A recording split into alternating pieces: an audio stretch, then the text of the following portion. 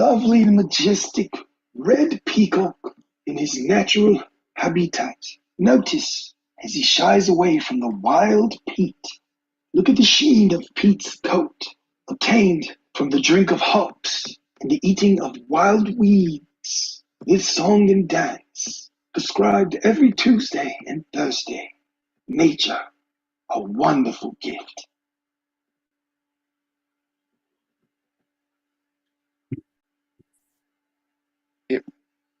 It really is. It really is a wonderful gift.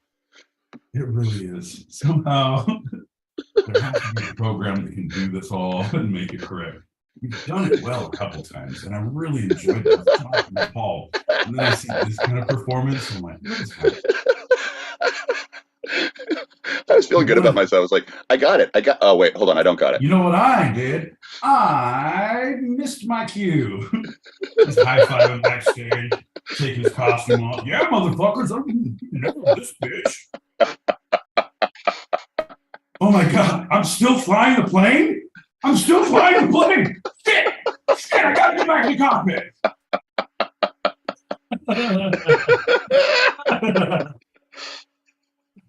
John, you fair-isle beast.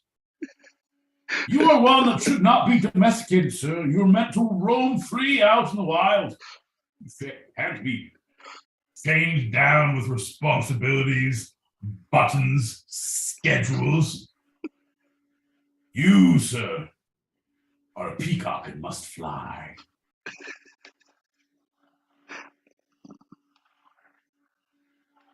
Right here, baby.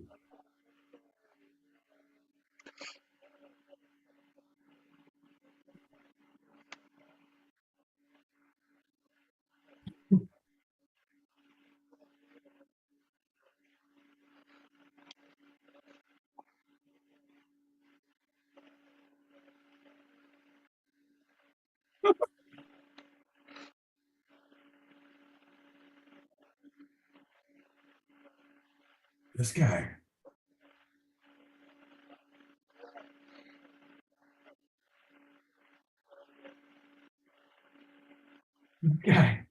This guy coming in hot.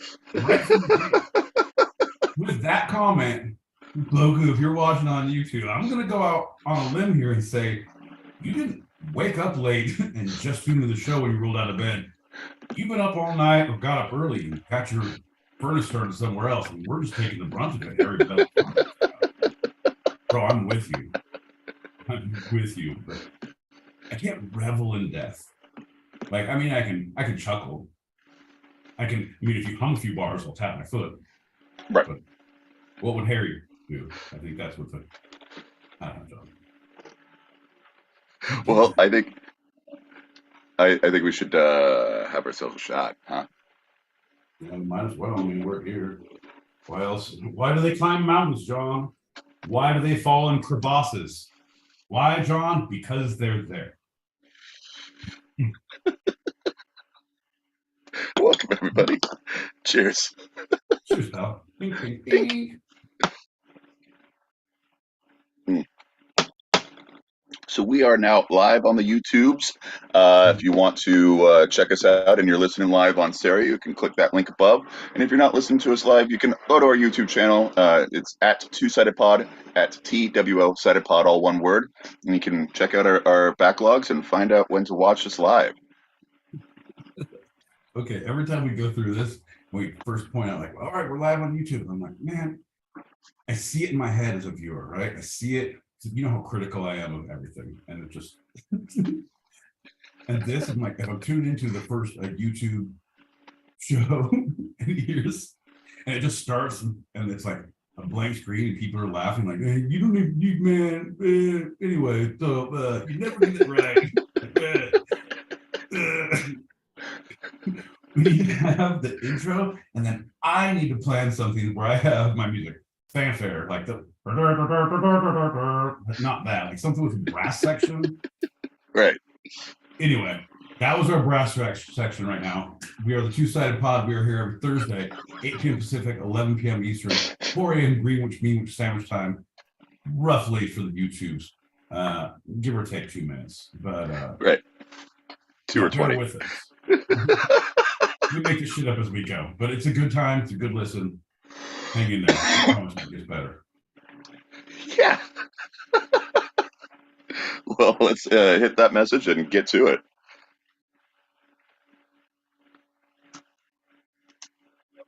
My boy P, I've actually really started going into the whole kind of wings thing, and it's funny because whenever I see you on the wings Instagram and everything, it makes me want to get wings. What the fuck? Bro, I'm saying wings. Wings are the things. I've been looking up wings because I follow eating challenges and eating things like that, and then I started just like wing competitions. Did you know Joey Chestnut ate wings? That man ate wings for over 12 hours in a Hooter, and he ate over 640 something wings.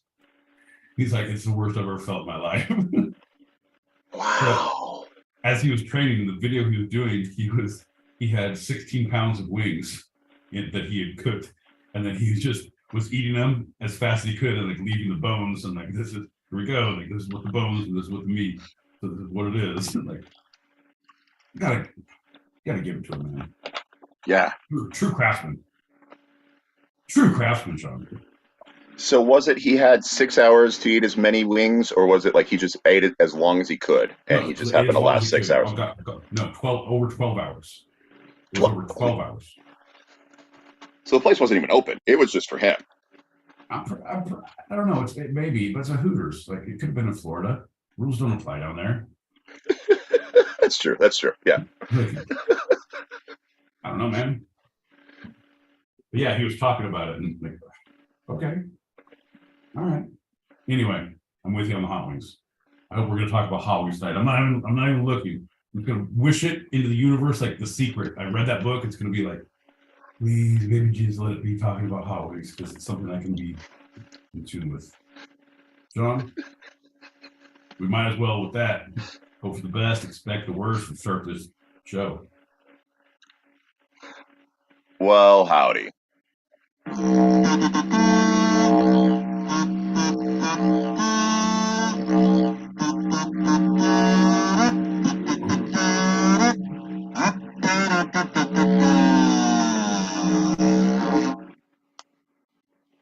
I'm John L. Peacock out in Brooklyn, New York. I'm my boy Pete. Just feel like I watched the first shoe dropping, the inevitable 2 shoe drop in Southern California. And you're listening to Two Sided, a live recorded podcast where each week I challenge Pete with a bit of the two sides of life, the serious and the fun. Yeah, John, the you and the me, the no and the yes, the stop and the go, the push and the pull, the ebb and the flow. Come on, John, the yin and the yang, the peas and the carrots. I prefer to keep them separate. Yeah, the strikes and the gutters, the peaks and the valleys, right? No, I don't believe in mountain climbing or bowling. Both of those things don't even equate to what we do. We're a totally different beast. I know we should start off with yes anding, but I need to make things very clear. We are not like mountain climbers or bowlers. Well, speaking of that, let's start with a general check-in. My boy Pete, how you feeling? And let us know an LSD musical. What? An LSD musical number. Yeah, an LSD musical number. Let us know how you're feeling with one of those famous My Boy Pete LSD musical numbers. Hey, Will. Oh, came home today, didn't know what to do. So dropped 2 tabs and got on the screen with you. Gonna chop it up 2-sided style. Think we're gonna drink for a while. Put all these other flames around me out. Cause there's dogs are barking in my ears and hippos running with the steers right through my goddamn living room. You see this? Oh, it's Tuesday, Thursday. We're gonna have a time today. Don't mind all the devils in the room. They won't eat your skull unless you tell them a poem that doesn't make sense and doesn't rhyme. Sorry, that was just part of my mind. What were we talking about? Sounds like a pretty good day. Yeah, it was pretty good, John. Let's go with the flow, baby. Well, speaking of going with the flow, that's going to lead us directly into our first lightning round.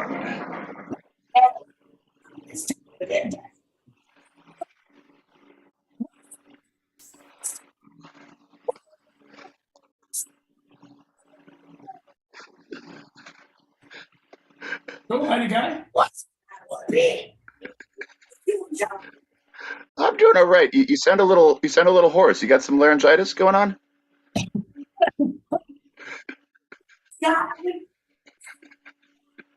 Appalling in the air. He's been most stressful, but lightly down on my stomach. Woo! Get it back, though, baby. I'm gonna get it back. I know you will, buddy. Appreciate that. I appreciate thoughts and prayers, John. Thoughts and prayers. I hope you guys have a great show.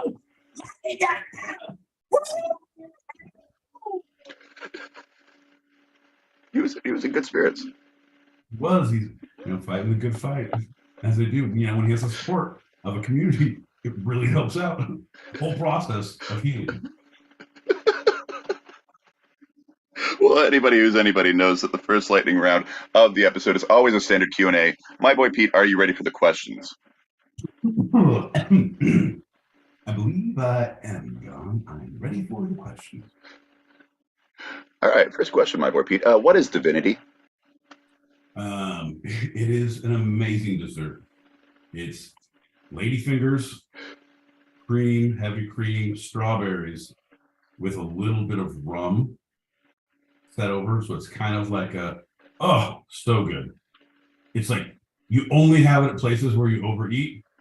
So it's like, I didn't even say room for divinity. Well, Hail Mary, full of grace. I'm going to go to the vomitorium after this. Give me some of that divinity. Divinity?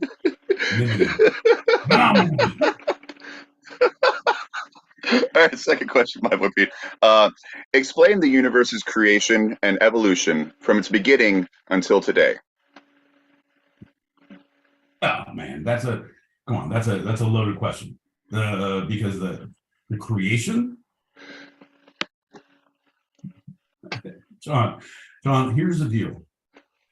Like the two sides, first there was darkness. And then John L. Peacock said, let there be a show. And there was a show. And it was every Tuesday, Thursday, 8 p.m. Pacific, 11 p.m. Eastern. And my boy Pete said, let there be drinking. And there was. And it was good. And it was plenty. Fast forward 2 years, yada, yada, yada. Birds, bees, first sin, horrible things. You guys like opioids. What do you do? Moving forward. 2 years later, and a month and a half, maybe two, here we are on a Thursday, two-sided pod, about to chop it up, Don.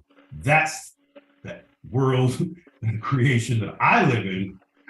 And that to me, sir, is very round and not flat like this place we live on. So if you're talking about that, that's a whole different story. That is correct. And since we're live on the YouTubes, we got some people chiming in on the YouTube chat, especially an answer. It was first darkness, then lightning guy from Spondy.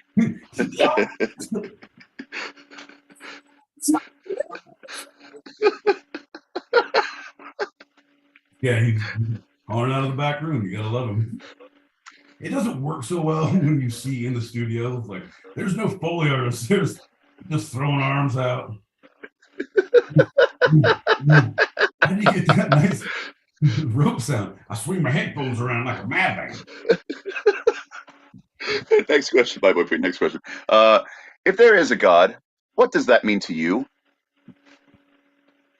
The same thing it would mean to me if there wasn't a God. The same thing that if you think there's a higher power, if you think there's a purpose, if you think there's a greater good, if you think there's a thing that we all aspire and attain to, we don't necessarily have to pay homage. We're not indebted to, we're not under the thumb of, but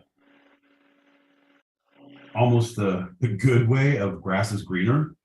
Like, oh man, if I can just get there, like I'm conscious of a greater good, a humanity, of a help people, help, don't hurt. Like it's very love and be loved. So that's, I think that would mean to me, if there is a God, that's what it would mean. If there isn't a God, that's what it would mean. I feel like that's my life takeaway. Granted, fuck with me, I'll fuck you back. Fuck with me, I'll fuck you back. No, but that's like, yeah. I don't know, man. But I believe in the greater good. I believe that that's what God or the higher power of the whatever it is. Well, on that note, final question: how active would this hypothetical God be in our daily lives? Oh, you're talking to God. You're talking an entity. You're talking a thing. No, Peacock, you know so little. Don't you know that your God is running through you at all times? Your God is the weed you inhale through your lungs. It is the food you put in your body for sustenance. It is the music in the streets as you walk to work. It is the rhythm of one's soul. It is what habits one being and what makes one a person. That is always with you. If that's not God, I don't know what is. All right. Actually, that's a great way to end that lightning round. Fantastic job.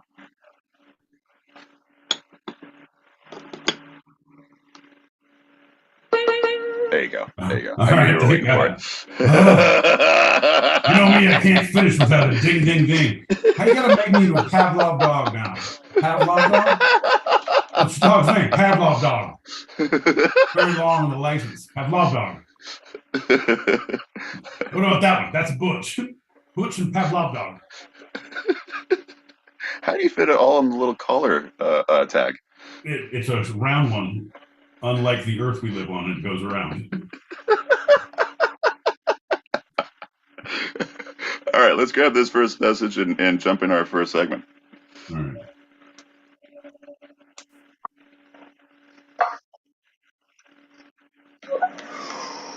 Woo! Yeah! Woo! Yeah! Yeah. Yeah. Some big woo! Yeah. Ha ha ha. Yeah.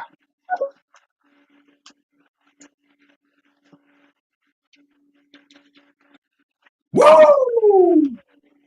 Yeah. Yeah. Yeah, you know now, don't you now? Hear me now. Yeah. Okay, you're better So, now. all right. Well, I think we're all better because we're going to be talking about religious beliefs of our founding fathers. How did you find my dad, and how did you make him talk about religion? Those are two questions that I must have answered by the end of this show. Where does he stand? Is he good? Is he Catholic now? What's up with that? Did he ask about me? Did he ask you to take communion? John, what's up? I'm just asking questions. Well, as one of the general rules at a bar is that you don't talk about religion or politics. I'm talking about both at the same time. Jesus Christ. Holy shit, John. I think we should have a shot. Make a bar out of this place. What are you doing? Okay, you got to be very broad. You were treading thin ice, bro. Let's make a bar of this place, but slow your roll. All right, I had to read it. All right, early Deism. Okay, I can deal with that as long as you stick to those terms and don't put names and places and dates to shit moving forward. Like in the last fucking 100 years, don't do that. We're okay. Okay, cool. Yeah. All right, Yeah, cool. Cool. Fuck you, you're gonna lie. All right, you're lucky I'm drinking with you, otherwise we fist fight the alley. We're gonna get drunk, fist fight in the bar. Oh my God, it's cold. Cheers. Ooh. And I forgot my parka. Cheers. Now you give me a little fight in the room. All right. This is a horrible idea, John. I don't know where you got this shit from. I don't know where you got this. All right, folks, ladies and gentlemen, boys and girls, watch this. It's all on film, so see who compensates and see who overcompensates and see where we end up at the end result of all this, because there's going to be a lot of light ice treading and tap dancing. One, to keep it safe, and two, to make it fucking funny, John. How are we going to make jokes about either of these things without getting specific? And you're trying to cripple me. You're Kathy Bates in this situation, and I am not a bad little birdie. No, I will not be crippled. All right, let's go. All right, so well, you asked for it. So a little context of why I chose this. So recently, some lawmakers in Washington, D.C. and throughout the states have made the claim that America was first established as a Christian nation. And the notion of separation of church and state should be abandoned. They want prayers in classrooms, the Ten Commandments emblazoned in courtrooms, chaplains in Congress, and more laws that reflect their own Christian values. So we're going to look at the beginnings of our nation, namely the religious affiliations of our founding fathers. Okay. So right now, John, let's just, because we're purely historians, what you are doing is you are not editorializing, you are a historian. Let's get this Right. from the get-go. John has done research, and he's done research about said founding fathers and what their religions were and how they practiced. My job is to editorialize. If you don't know what editorializing is, go back and watch 2 episodes ago. And I had to be the editorial dick. You're welcome. And Pete now knows what that term means.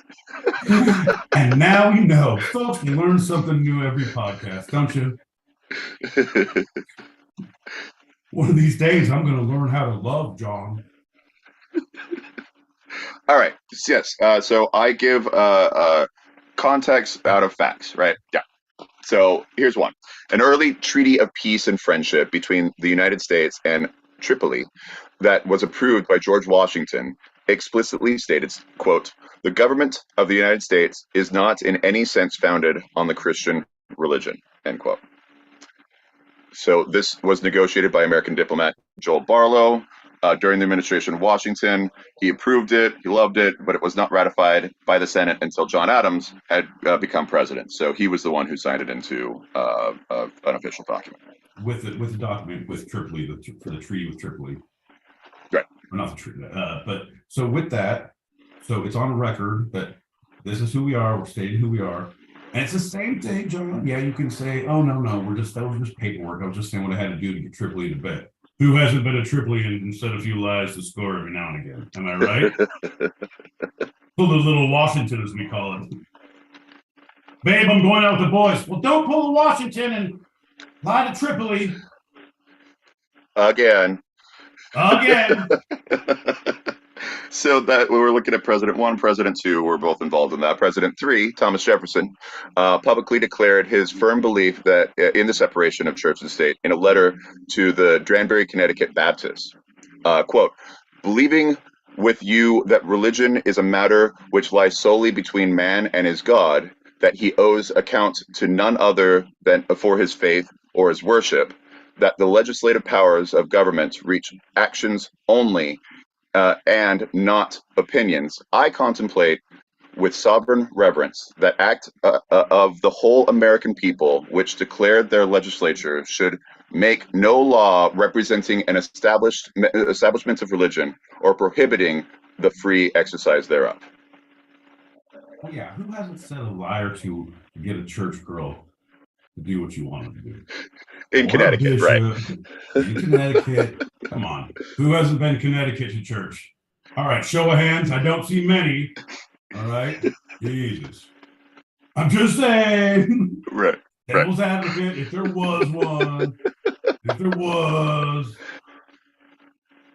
would be advocating, but I'm not. He isn't. There's not. Or maybe, I don't know. All right, President number 4, James Madison, even got in on the action, and he was vigorously opposed to religious intrusions into civil affairs. In 1785, when the Commonwealth of Virginia was considering a passage of bill of establishing the provision for teachers of the Christian religion.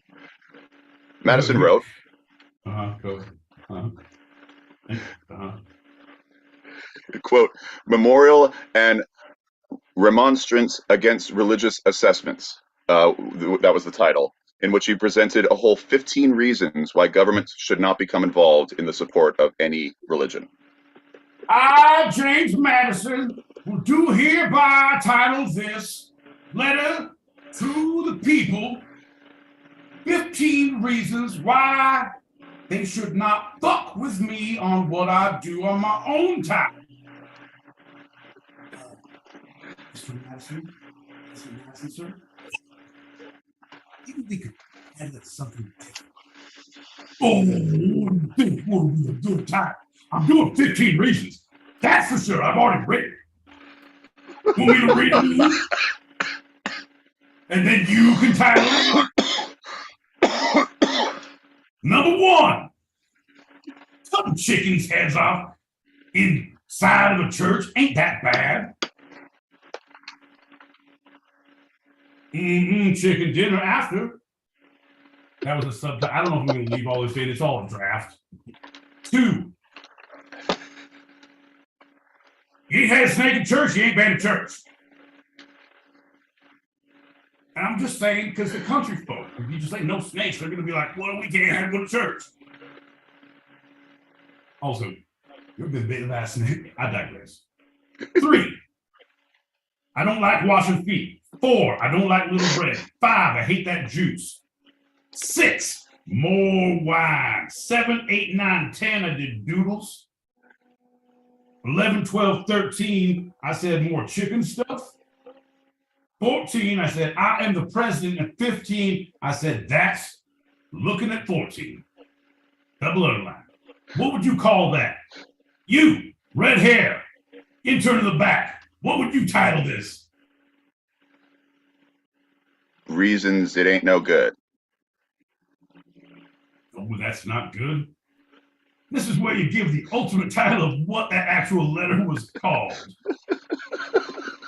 Oh, it's so weird. I know! Memorial and remonstrance against religious assessments. There we go. See, because I didn't get to write it all down. Instead of write it down, I thought I could do a play on it with you and make you read that at some point. It just wasn't good enough. I'm like, I don't know what's happening. Fair enough. Remonstrance enough for you? I believe is what Madison said. Like, nope, let's go with more reasons. Oh, is it remonstrance? No, remonstrance. Halfway through, I was like, I'm not sure that's a word. It is. I think he was just making it up. Yeah. Very presidential of you. Who'd you learn that from? You got Pele. Wait, wasn't he a soccer player? Yeah, but he was my god. You see him kick from midfield? Holy shit. So, all of the founding fathers officially did belong to some sect of Christianity, mostly Protestants, the largest number being Anglicans or Presbyterians. But there are a couple of the Society of Friends, which were the Quakers, Congregationalism, that's the thing, and even some Lutherans and a couple of Catholics, Roman Catholics. Okay. It's a gathering, it's a salad. The salad right. Of believers of some sort or the other. Well, Christianity was the only practiced religion among the Eurocentric, white, newly established Americans. So it made sense that all the founding fathers defaulted there. But Washington never did. Better. They didn't know any better. Like, that's the thing. It's like, no one ate quinoa until like the 90s, like late 90s. Yeah. I didn't even know what quinoa was. Kale wasn't a thing when I grew up. I love them motherfuckers now. Yeah. All we had was iceberg. I didn't have the ability to love kale. What is baby spinach? And how does its mother feel about me eating bags of it? So, yeah, you're right. That's all they had to work with. It was the only practice religion. So Washington actually never declared himself to be a Christian, either in his contemporary reports or his correspondences. Even on his deathbed, Washington uttered no words of a religious nature and did not call for a clergyman to be in attendance. Real close. Watch me. Look me in my eye. Nobody take my wooden teeth. These are coming with me. You kind of lost it there at the end, you heard. Right, yeah. It was all the loss of blood from all his doctors. That's why I said you're not taking my teeth. You could take my cold wooden teeth from my cold dead gums after you bleed me dry. Okie dokie. Sounds like we'll have to do that. All right, then. So why? Why was this? Well, many of the most influential founding fathers also adopted a religious philosophy that thwarts some modern speculations that they wanted to impose any religion on others. The big names: Franklin, Washington, Adams, Jefferson, Madison, Monroe, and many others in the founding fathers practiced a dogma called Deism. So deism is a philosophical belief in human reason as a reliable means of solving social and political problems. Deists believe in a supreme being who created the universe to operate solely by natural laws, and after creation is absent from the world. Kind of like what you were talking about at the lightning round. Like my dad.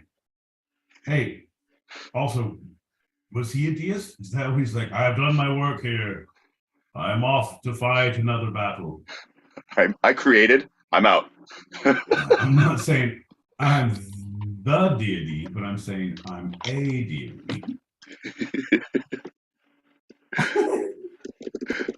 So this widespread this widespread existence in 18th century America of a school of religious thought called deism complicates the actual beliefs of the founders. Drawing from the scientific and philosophical work of such figures as Jean-Jacques Rousseau, Isaac Newton, and John Locke, who had the pamphlet that started the Revolutionary War. Wow, Deists, wow. Take a breath, John. You can't give me you already ran the whole list of games, like the big names, the big hitters. You need to take a breath so I can throw in like 3 or 4.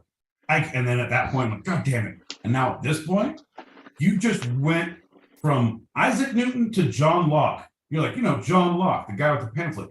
Isaac Newton, the fucking apple-headed dude, and you breeze on by that. Are you an animal sent here to destroy me by a deity? Did I do you wrong in a former life, John L. Peacock? You care nothing for my needs? If you do, I'd like you to put this apple on your head and stand against that tree. I have things to shoot at you. Well, you'll get the answer to those questions by the end of this segment, my friend. All right. Deists argued that human experience and rationality, rather than religious dogma and mystery, determine the validity of human beliefs.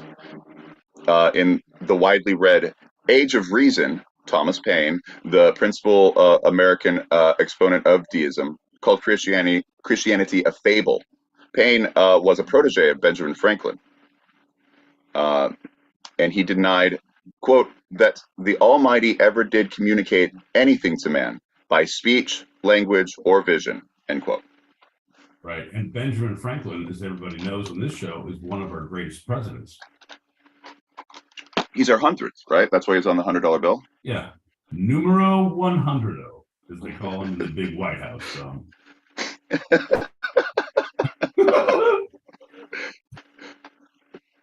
Horrible. All right. So what you're giving context for what these are reports. This is what this person said, and this is what their relationship was this person. I'm 100% with you, but just in context, just because this person said it and this person said it, like, man, we've already proven that all these assholes are assholes. It's not like, well, this guy, the guy with the pamphlet, this guy was somebody, so you should listen to him.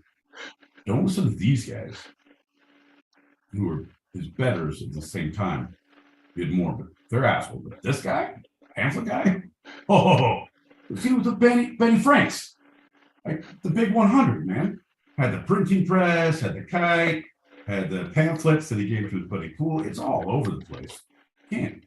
It's all on the history books, baby. Come on, baby. Look at that. So this deism inevitably subverted Orthodox Christianity. Persons influenced by the movement had little reason to read the Bible, to pray, to attend church, or participate in such rites as baptism, Holy Communion, and the laying on of hands by bishops. Oh, hold on. Wasn't this season 4 of Game of Thrones, like where the church came up and they all had little crosses on their heads, and like, wasn't that? Is someone going to end up naked walking through the town square at the end of this show, John? I'm not saying from the deity thing. I'm just saying because if we go down this route, there's no turning back. Oh, okay. All right, so essential beliefs of deism. There is a God who created the universe. This God does not meddle in human affairs.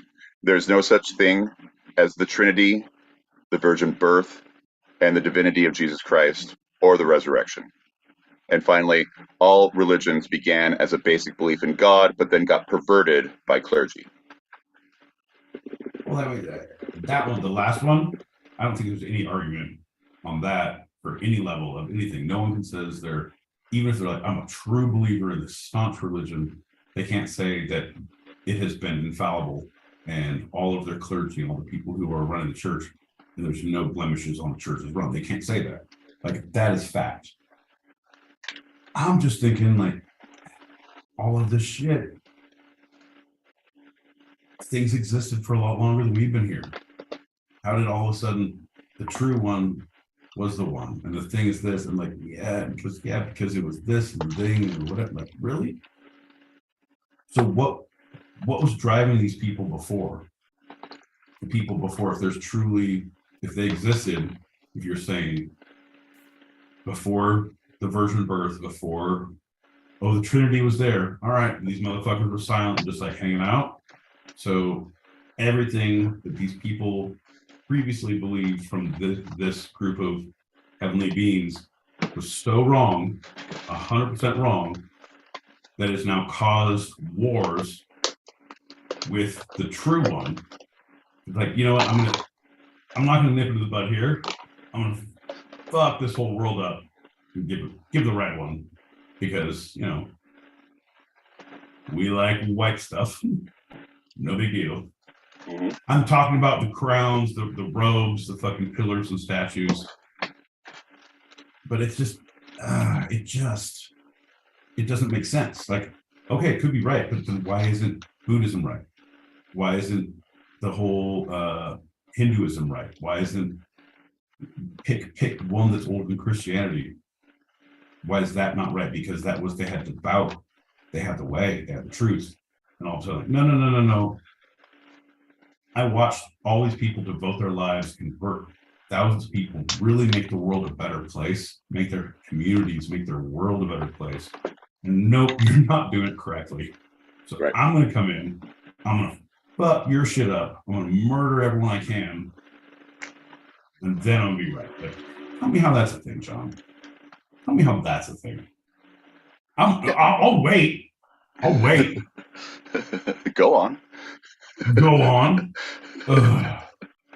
I can't, bro. I can't. That whole thing, man. You got my buttons pushed, bro. Like I'm all about the better. I'm all about the better life. I'm all about the community. I'm all about you lift everyone around you. Yeah. Everybody. None of us are as strong or as dumb as all of us. If we put our minds together, we can fix anything. If we put our minds together, we can be stupid as fuck. Up to the two-sided, folks. That's what we do every Thursday. Hit that link above. You see our faces. Don't worry about it. But seriously, John, that's what we've done. We've created these pockets where all of a sudden, like, oh, I'm this new person who believes this new thing, so I'm going to push this new thing. Right. Hey, Martin Luther, stop nailing shit to church walls. Nobody needs your doctrine around here. Right? We didn't need the shit before it came. We didn't need live and let live, man. It's not just a great James Bond movie. It's a way to live life. Also, sorry, no, that's Guns N' Roses song, Live and Let Die, isn't it? Well, I mean, yeah, my boy Pete, that's what the deists were all about. They, they had thoughts, but they didn't impose and say, your thoughts are wrong, my thoughts are right. Right? Right. No, exactly. But again, we're not living. See, it's a trap you set for me. I called it for the content beginning, John. I knew we were going to do this because you couldn't talk. I'm talking historically. I'm talking to these things of just basic religious tenets and political things. I'm not talking anything. I said last 100 years, and somehow I can't stop. John, you son of a bitch.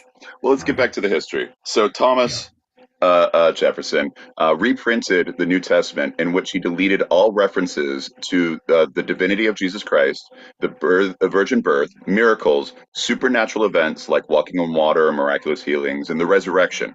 What was left was and also that time I fell down the stairs. Pick that part out. Don't even put that in the New Testament. If it ain't written down, it never happened. So what was left was a description of a great moral teacher. Jefferson called the Jesus who remained the great moral teacher and a sublime person. Now known as Jefferson's Bible, it is an example of how a deist views God. Okay, I'm interested in that. I'm going to give that to my sister for Christmas. Happy Easter, Kate. This is how you should goddamn live. It's a great moral teacher. Right? No, it just, see, John, I get all, no, not even true, but I'm just saying, that's fantastic. That's fantastic. Like, okay, but what's the, again, I'm coming forward because what's the difference in the great moral teacher of what people say of some of these great cult leaders that are like, hey man, if you just leave us alone, all I want to do is hang out with a bunch of people on a compound, teach about divinity. I won't say it in a book. Let me hang out. Just saying. Coincidence, John? I don't think so. Most of your favorite cult leaders are all Christian, right? Bro, I know. all my posters in my room.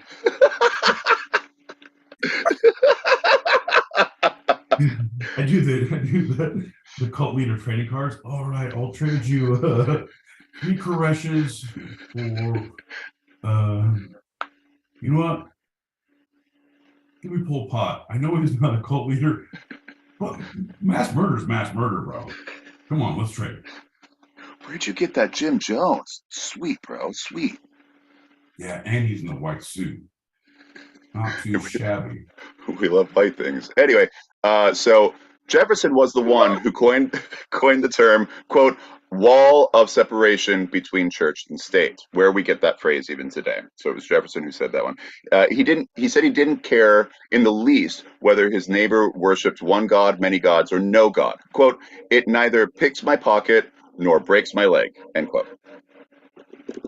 Yeah, don't fucking bust my balls one way or another. I'm good either way. As long as they don't mind when I shut the block down for the party. I got barbecues, kids are in the street. It's fucking crazy around here. Founding Father Barbecue Day. Hey, what are you doing 4th of July? Hey, don't worry about it. You'll get the invite. You'll see the fireworks in the air. We'll have Paul Revere ride around and scream shit at you so you know what's happening. So That was so dumb, dude. I see you clowning for a response.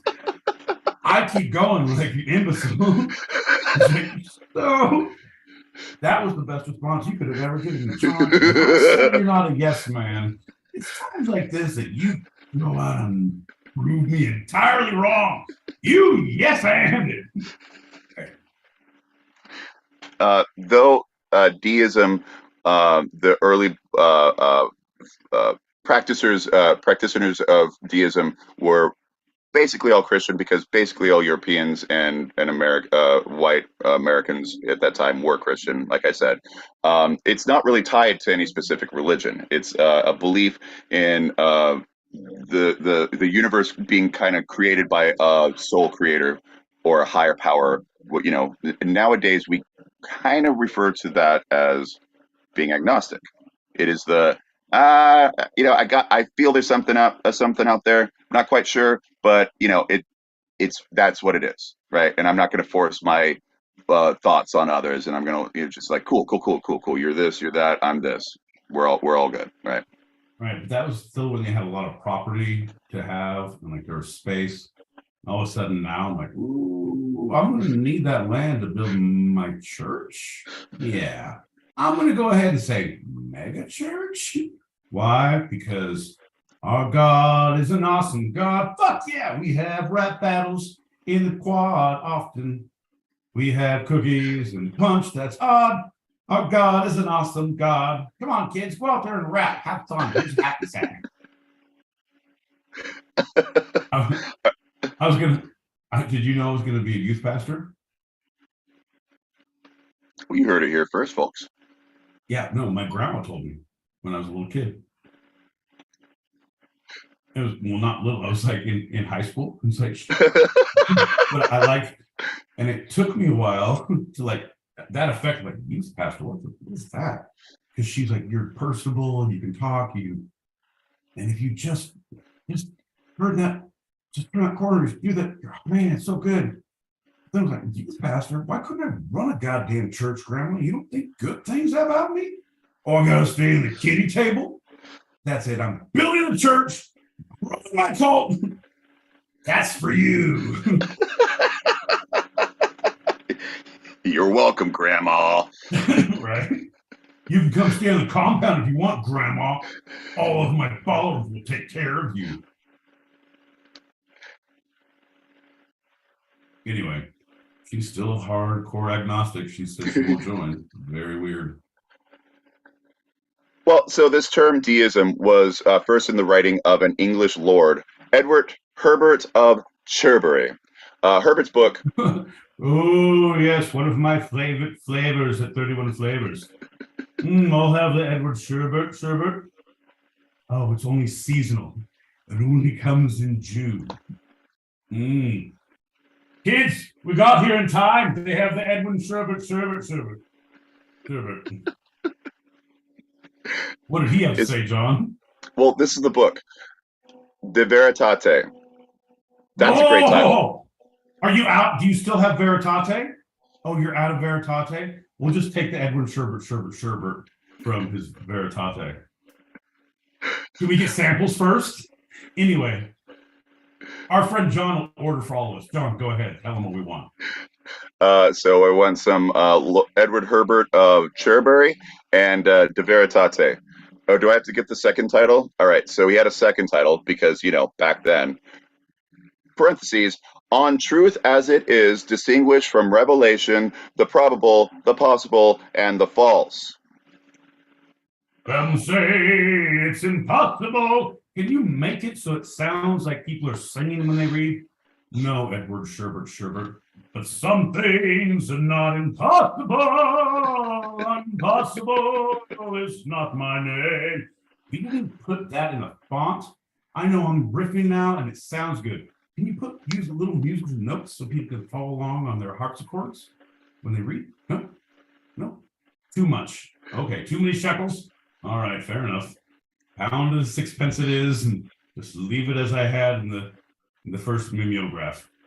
I'll be in the carriage if you need me. Humming that special tune that will be in all of your heads as I walk out the door. Nothing's impossible. Ding, ding. Something's impossible. I know, honey, I know. I just inspire them.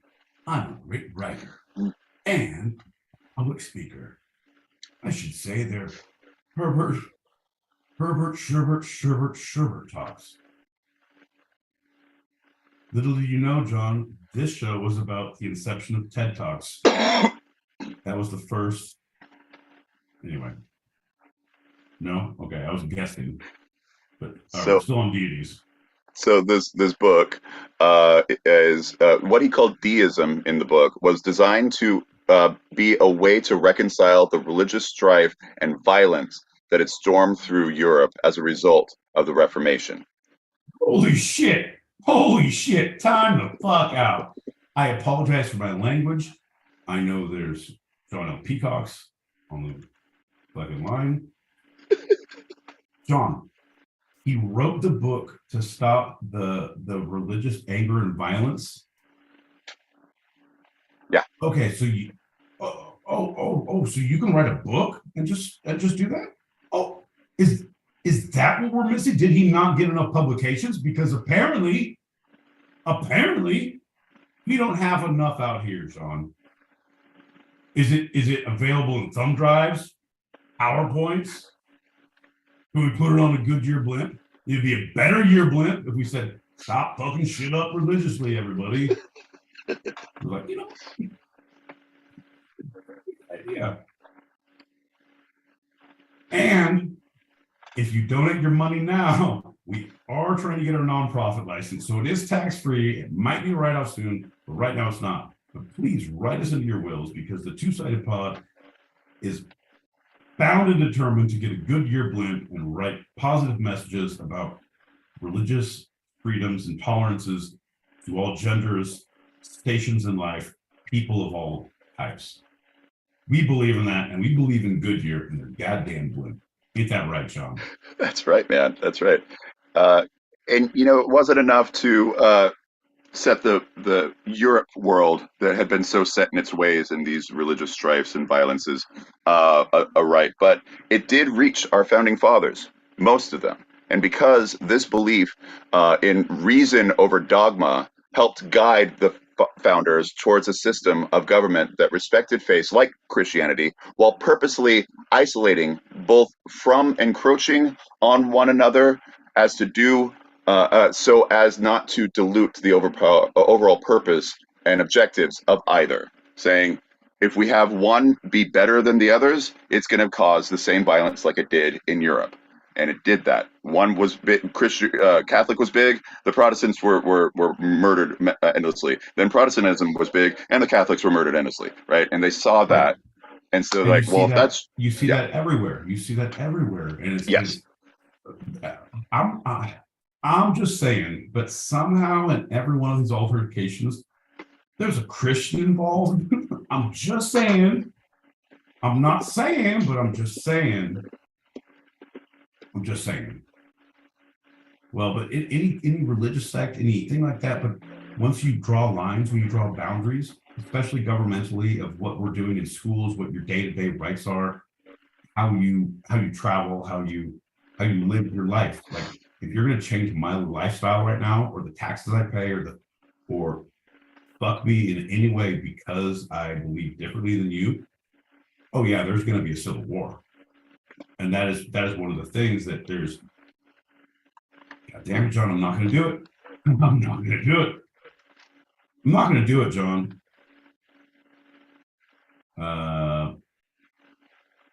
Instead, I'm just going to give random facts every time that I'm about to go down a bad road, and then we'll continue to a good random fact. I just bought G.I. Joe the movie digitally. Nice. Haven't watched it yet. Super excited to do it on Friday night. What are you doing Friday night, Pete? Watching goddamn G.I. Joe the movie, John. So the founding fathers did not explicitly write anything about Jesus, the Bible, or other particular aspects of the Christian faith in any of the founding documents. In fact, the only time the Constitution has references to religion are contain exclusionary language, right? So the First Amendment says, quote, Congress shall make no law respecting an establishment of religion. And this is where we get the thought of separation of church and state, though the quote itself comes from Jefferson outside of that amendment, right? Right.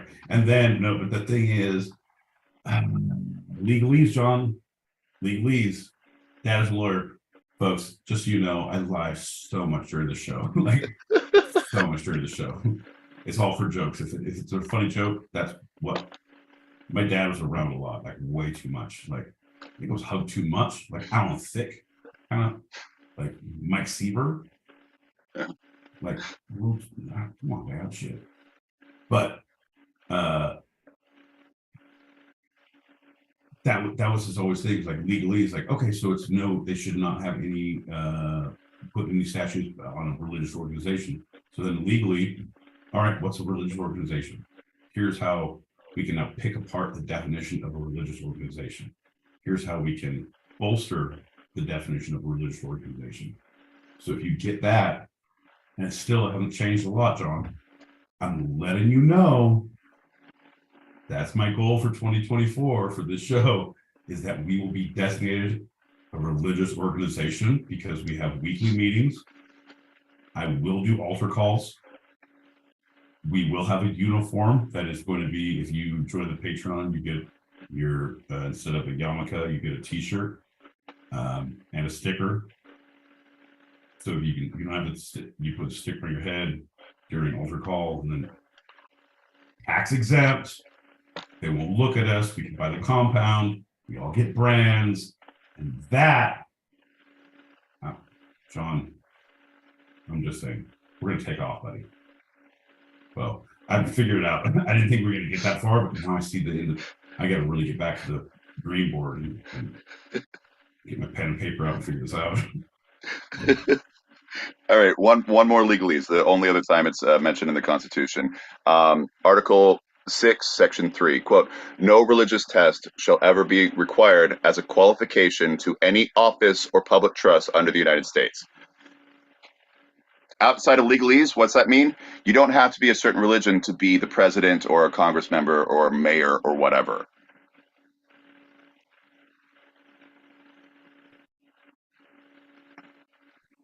He's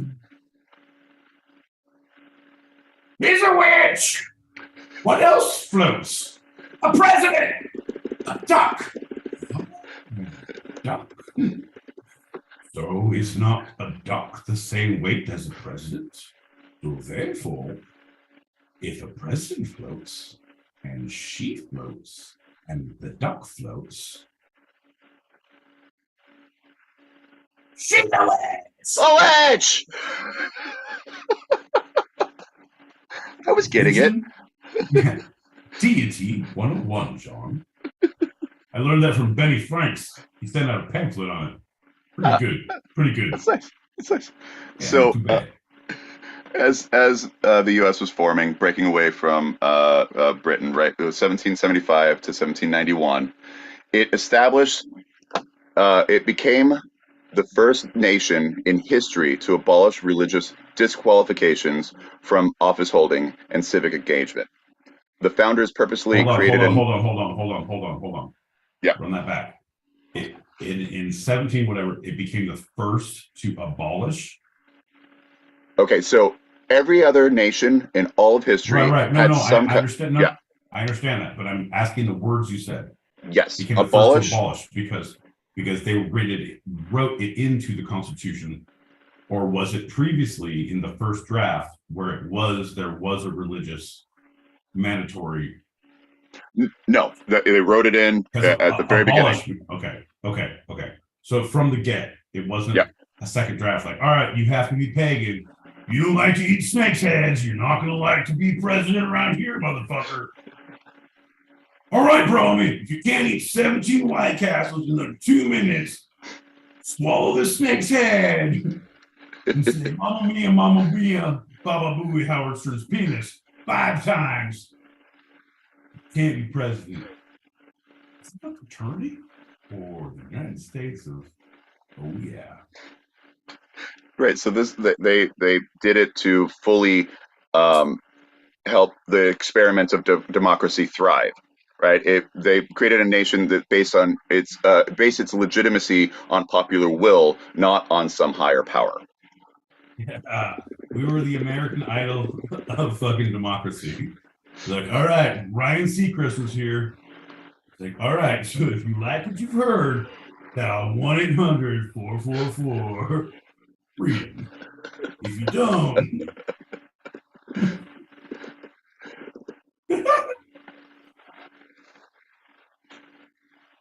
No, I'm now thinking so. I was like, go down the American Idol. I was like, no, do the voice. Like, Madison's like, brr, I'll take him.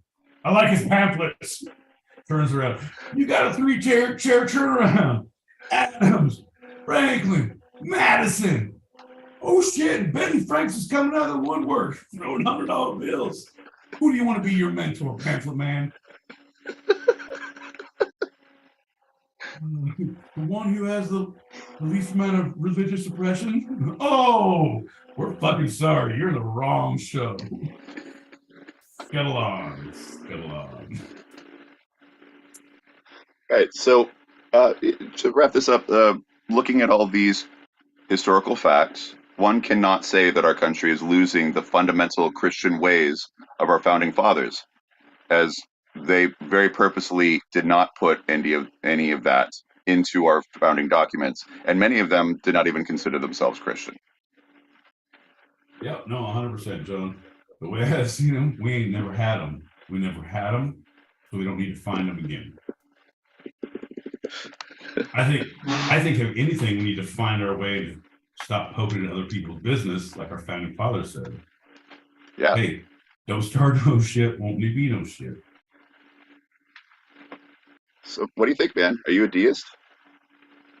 No, I'm more of a narcissistic fascist anarchist. Mussolini? Someone call me a nihilist, John.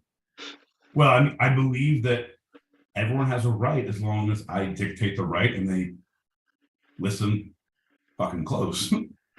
Also, here's the deal, John. It affects me. No, here's the deal. I could be a fascist anarchist. Wouldn't change the fact that I didn't have a car in high school. I do have a computer, though. How's it working for you?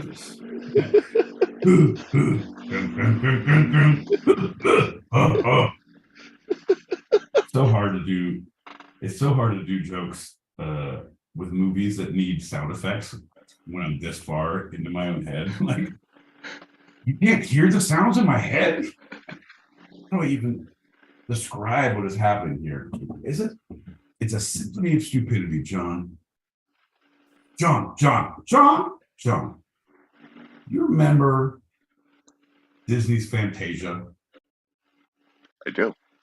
You remember when Mickey puts on the hat? Of course. That's Thursdays, 8 p.m. Pacific, 11 p.m. Eastern.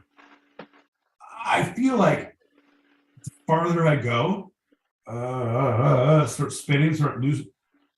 The only thing I can do is swim harder, and it causes more. And I truly feel that every Thursday. I love it. I lean into it. John, it is it's gonna be a defense in court, I think, later on in life, but just a different person. Also, I was never there on the night of the 26th. I was with John all night on Zoom. Wait, 27. Shit, I already lost the fucking through line. I'm definitely gonna go to jail now. So dumb, bro. Hey, that was good. That was good research. I learned a lot about religion, why I don't like it. I learned a lot about things and stuff. Presidents, pastimes, times gone by. John, it makes us want to sit on the porch. Makes us want to sit on the porch and just remember the good old times. Times when we were deists. And we didn't have people fucking shaming us for watching the football on Sundays. Right. How dare they? I go to church for potlucks, and that's it. Maybe to meet a nice girl and besmirch her reputation later on down the line. I don't know. I mean, when I stopped going to church, so I fist fight a guy in the bowling alley on a social night. Whatever. Mega church. You guys are mega pussies. Couldn't even stand a fist fight in the bowling alley. Also, no one's doing shots in this church. This is stupid. I'm out. Deity out. Well, let's do a shot and play these messages. Fair enough, John. I think we should. I actively think we should. All right, so I'm done being Pete, religious and political. I can take a breath. Let's do a shot. This finishes. I'm British agnostic theist, so why the fuck am I here? I'm just let me know. See? Thanks, love. See, He he fucking dipped out quick because he couldn't handle the heat. Look at him. Look at him. But it's all right. I sent him a t-shirt in the mail. So he's going to get that. And it's not a logo t-shirt. It's just one of my old t-shirts. Like, hey, man, I don't want this anymore. This, here you go. So a little bit like Rocky Balboa there, almost. I gotta get back in the ring, Adrian. Hey, yo, hey. Okay, I'm gonna actually give him a follow. I'm gonna follow you back. Hey, yo. Hey, here's the deal. Hey, movie fan guy. Sometimes it's hard, you know? But other times it's real simple. What do you mean? What do you mean that it's simple? I think that there's better now here. John, now. Yeah. No, I was no, not even doing that anymore. I was working up to it, but I couldn't even get there. We got 2 more messages and then we'll have more. What else, I guess? Oh, shit. My boy Pete, John L. Peacock. Sometimes in life, the only thing you can do is hit the ball, right?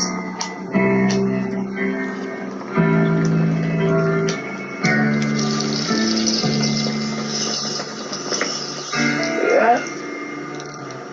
Live and get high. The remix, right? Live and get high.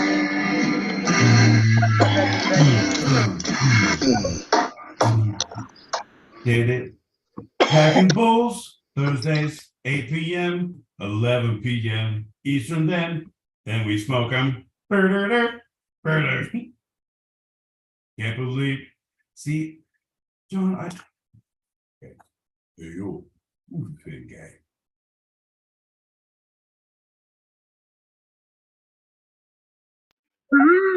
Funny enough, that's my full name. Not many know it. Edward Herbert Sherman. Hey, it sucks being a little bit stony and hitting that a little and drinking a little and then trying to do voices up in your upper register. Man, gargle with salt water, lemon juice, do lemon and honey with tea. I was a singer. I once was a dancer. I could have been a contender. Oh shit, delicious. What's going on, my baby? What is good? What is good? What is good? Belafonte. Day-O, motherfucking out. He died. And so did Jerry Springer. And Don probably wishes he had died since he got fired from CNN. You know what I don't understand? What do you have to do to get fired from being the president? This guy can't even walk down the red carpet. That's right, I said walk down the red carpet. The red carpet is in the middle of the floor, and he had an option. Walk down the red carpet like you're supposed to, or walk across it, or walk around it, or walk on the side of it. What did this break-ass resident do? He walked on the side of the carpet. I'm in the corner fried bacon. Day-O. Okay, first off, daylight come, Harry Belafonte, don't get up. Day, me say day-o. Harry Belafonte dead and he ain't coming home.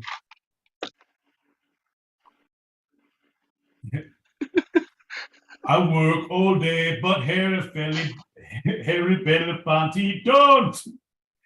Cause he's dead, he ain't gonna go home.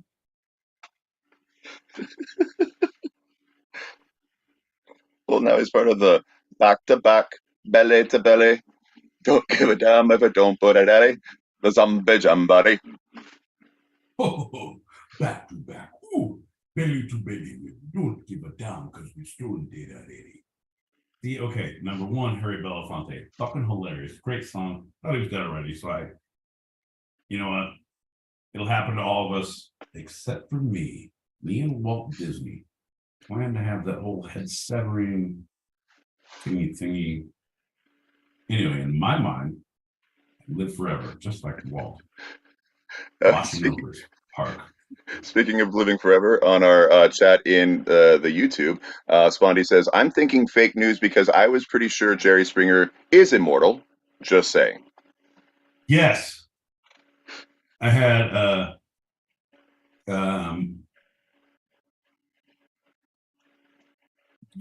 I think it was the year before you came to college. Yeah, no, it had to have been the year before, because I went to what do they call it? The fucking dance where it was Mormon college, so they had all the stupid shit. Where it was a couples dance. It was for Valentine's Day, a couples dance, and so people were matching, and so me, Nate, and Ammon, and the chicks that we were with, I was with Annette, who I was with for a long time. But one of the pictures that I had, I was like, no, dude, I'm spending all my student loan money. We're getting all the pictures. That I got fucking shit tons of wallet size. Like, we're not putting but then I want all of them. I got all wallet size, and I was just passing out to everybody. So there's probably 300 at least wallet size pictures of us, and our t-shirts say I got hit in the face with a chair on the Jerry Springer show, and all I got was this t-shirt, and it was one of those ones you get for at the 99-cent store that was kind of someone made it up, and you washed it twice and it was fun. It would shrink 100%, the thing, but still we all wore for that. Oh, awesome. They exist out there, and I felt bad. My dad looked like Jerry Springer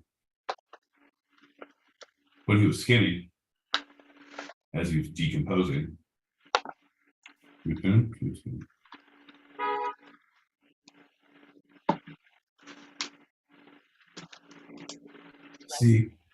See, Ginsburg, right. that judge. Right.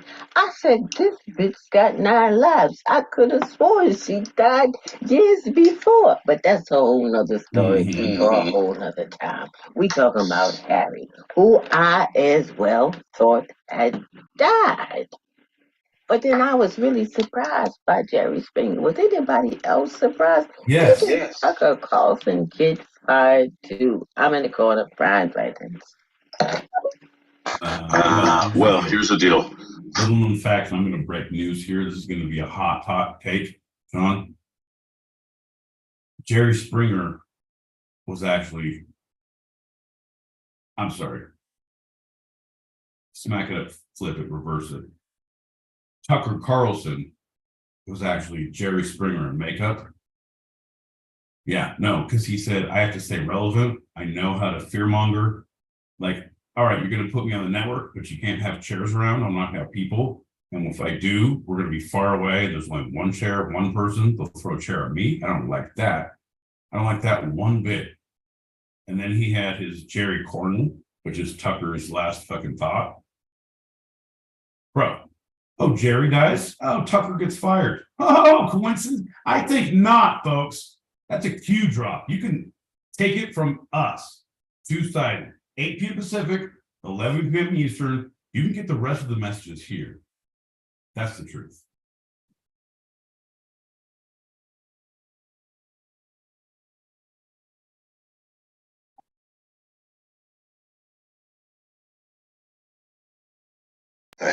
Jerry Springer's dead. So it's kind of and everyone knows his famous saying at the end. It's all please take care of yourselves, and then someone else jumps in and goes, and you're dead too, white guy.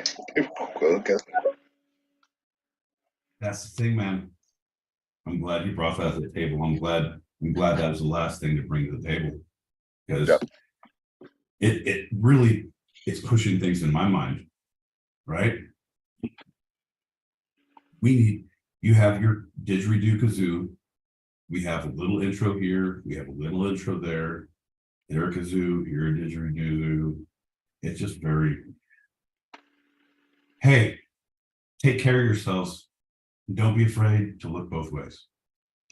Hey, fiber's your friend. We got to work on, I've been trying to work on like not buttons, but ends. I want to have what you say, a little behind the curtain, John, when he's like, all right, you do all your shit, all the things. All right. Thanks, Pete. Great show. Love you, man. He's like, and I want to say the thing, and like whatever. It's like,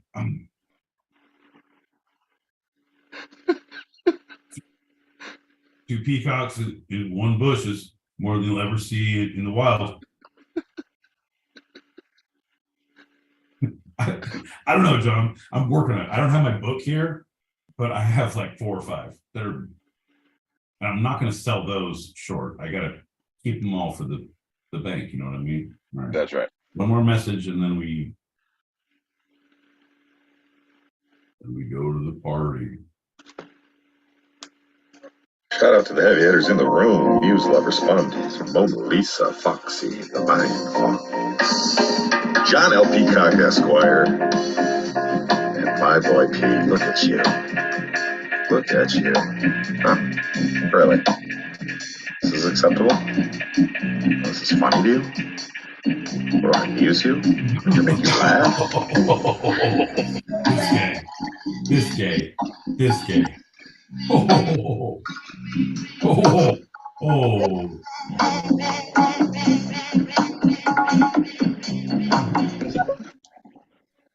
What's your major malfunction, my boy Pete? Are you dumb or just stupid? Why are you not drinking? It is a Thursday. It is Pacific, 11 p.m. Eastern, 4 a.m.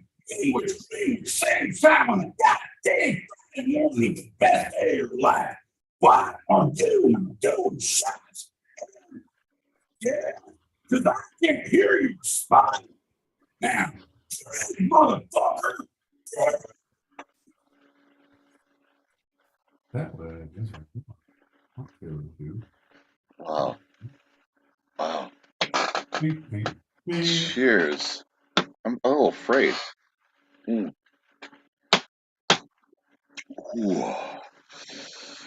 too, because Hub is a worthy adversary. He brings very valid points to the table. We were not drinking enough. We talked way too much about religion and politics. Granted, I'm all keyed up now. Now I'm getting drunk, John. I hope it's fun. I hope we get to sing. I hope we have a good time moving forward. May God have mercy on our souls. All right, last message of the show. We're moving on after that. All right, so anyone who's out there, just so you know what's happening now, Joe doesn't like messages because we are on a time crunch because of the things and the stuff. And he's a producer. I'm not attractive. He's good looking. I'm not personable. He looks good in a suit. I don't wear shoes. It's very, very diverse. Anyway, we're not going to play messages the rest of the show. We're going to go right into the show, and then we're going to go right to the green room, which is in this room. But I'm just saying your messages will be played, but it's going to be in the green room when John Lee's comes back. So again, I did I say may God have mercy on our souls? Because I feel like, yeah, we did. Okay, and thumbs up. Yeah, all right, we're going to play it. Mongo here.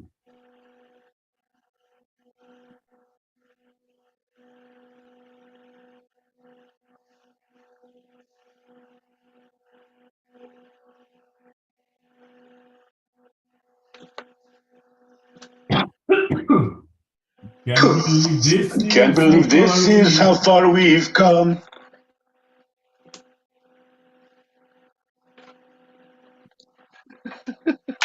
And that's going to lead us directly into our next lightning round. Got past a note that says, Unfortunately, I'm sorry, John. I'm not doing it justice.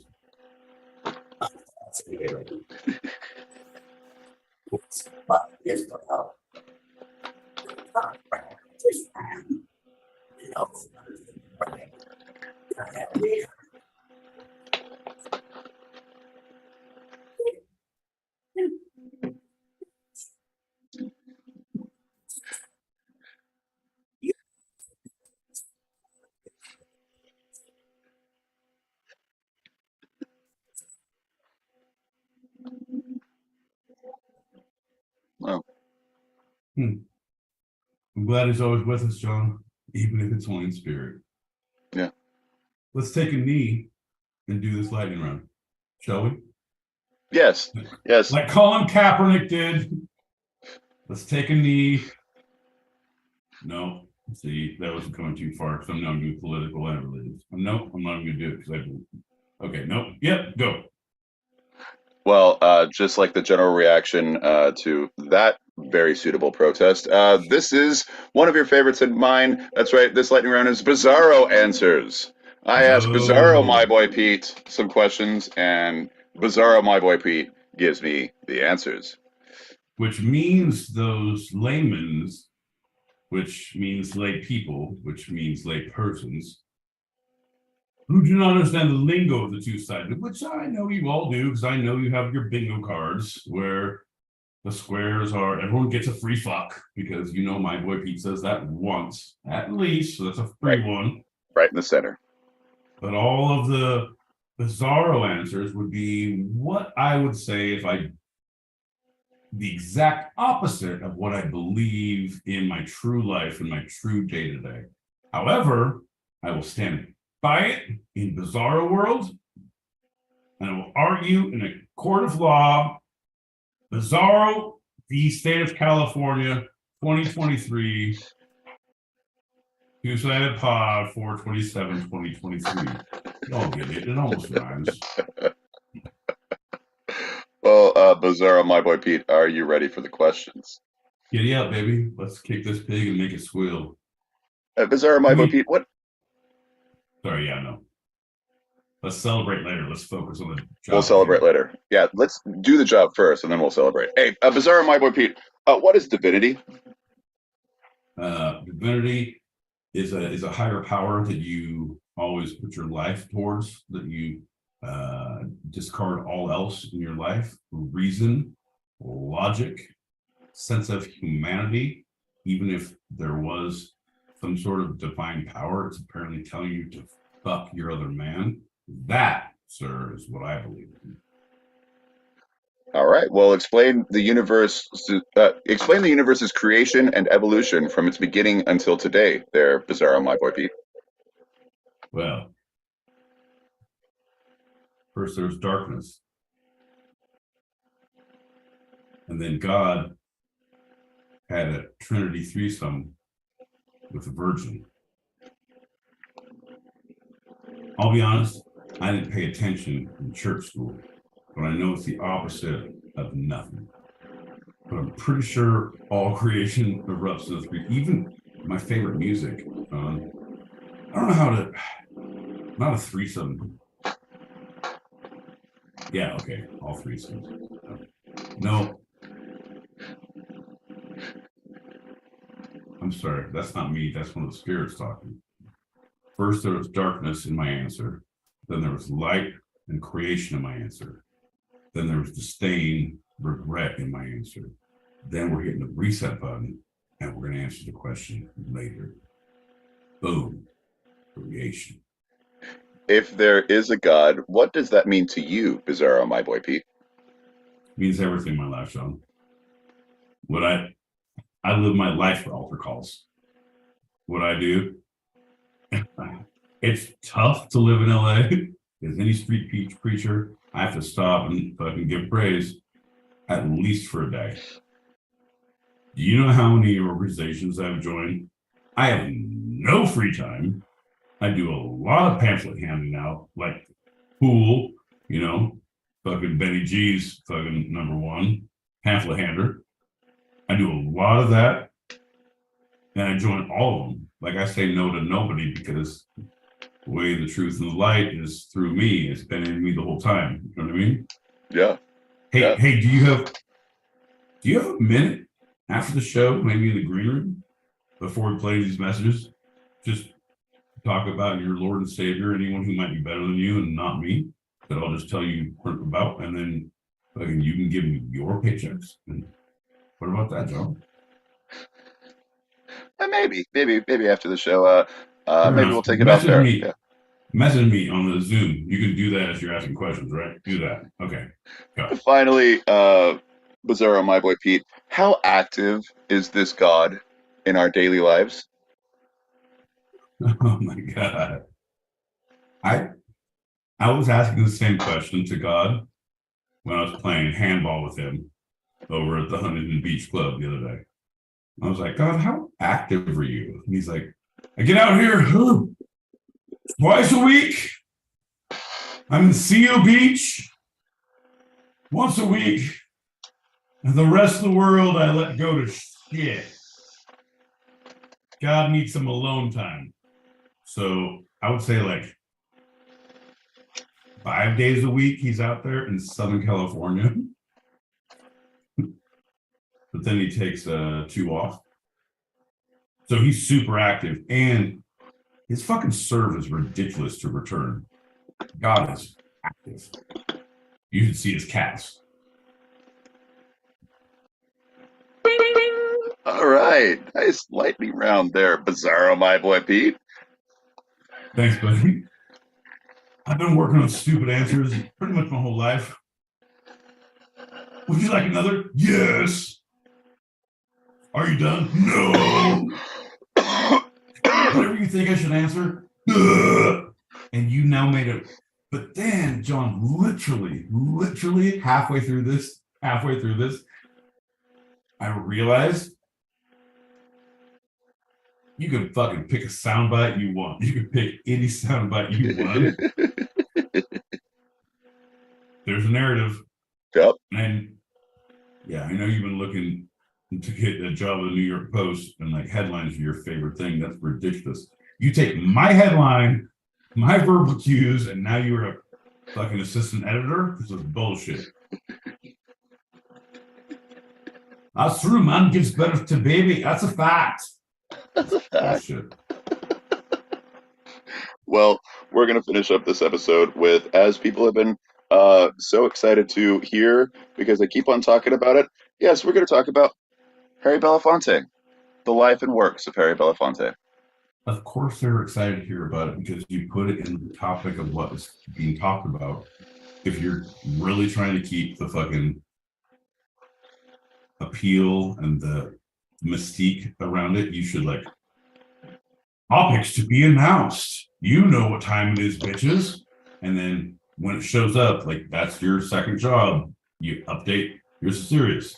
And the next one is the fucking funny. And you fill in these little blanks that you've put in your format so they get to fill in the blanks. Like it's 4 letters, starts with this, and you can have, we'll do Wheel of Fortune.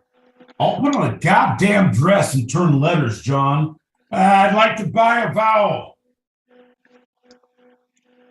All right. Let's not pull the curtain back too much there, my boy Pete. Come on. Oh, there's no curtain. It'll never happen. I'm just saying, here's all the great things to do to make this better. Okay, Here's one thing that we can do that's great to make this better. That's right. We're going to do another shot. You son of a bitch. You, just when you start doing the worst things you've ever done, I just can't think you're any worse in my goddamn life. You go and redeem yourself by saying, let's do shots. John, you're a fucking go-getter. I like your style, pal. You know what? I went and bought an extra fucking handle because I was like, this isn't getting me through the night. And it did. And I'm not happy about it. So let's finish this bottle. That we have, dude, it's only 9:30. Bro. 9:30 Pacific, 12:30 Eastern, 8 a.m. Greenwich Mean Standard Time. Yeah, roughly. I don't know, man. You hold up 5. It's not 5 a.m. What is that? It's not 5 a.m. 5:30. It's 5:30. Okay. If we start our show, it is. Yeah. Here's the deal. All you Greenwich meat sandwich people out there, if you're listening, I apologize. Jesus Christ, John. Anyway, not that late. Long and short of it, not that late.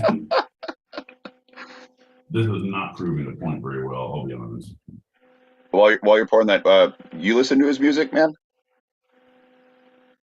Steve Perry? Belafonte, baby. Do I listen to his music? John, shame on you. Uh-huh. Hum a few bars, I'll sing the rest. I promise you. And then you're going to give me the movie references that he's been in movies in, and that's where his resurgence came. And then people have used his clips to do with Harry Belafonte, Elvis, and like a lot of different clips and different things. So he's his beats, his rhythms, and his unbelievable. Man, you can't run good. Don't come in and sang me. King O Calypso. Yeah, I've been a fan for a long time, so I'm excited for this one. So this is to Harry Belafonte. Rest in power, brother. Thank you. Cheers, brother.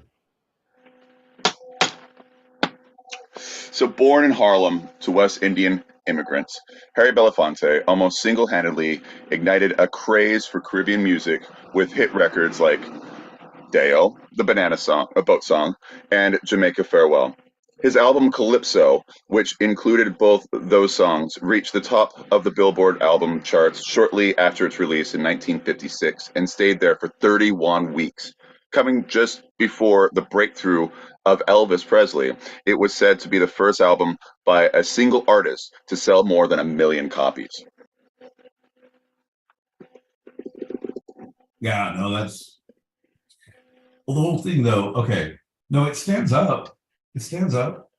But you also have to look at anytime there's the music, things like that, this is the first time it sold this many copies, or it was on the top 10 of this, or the number 1 of this. Look at the time period. Not only look at what music was around, but look at the time period of what was happening socially in the world, globally. So 56, pre-civil rights movement, yeah. 100%.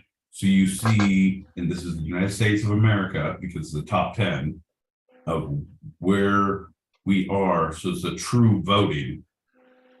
And not even because it's the people, like, you don't have to be one color or another, like, this is right, this is fuck yeah, like, I love this.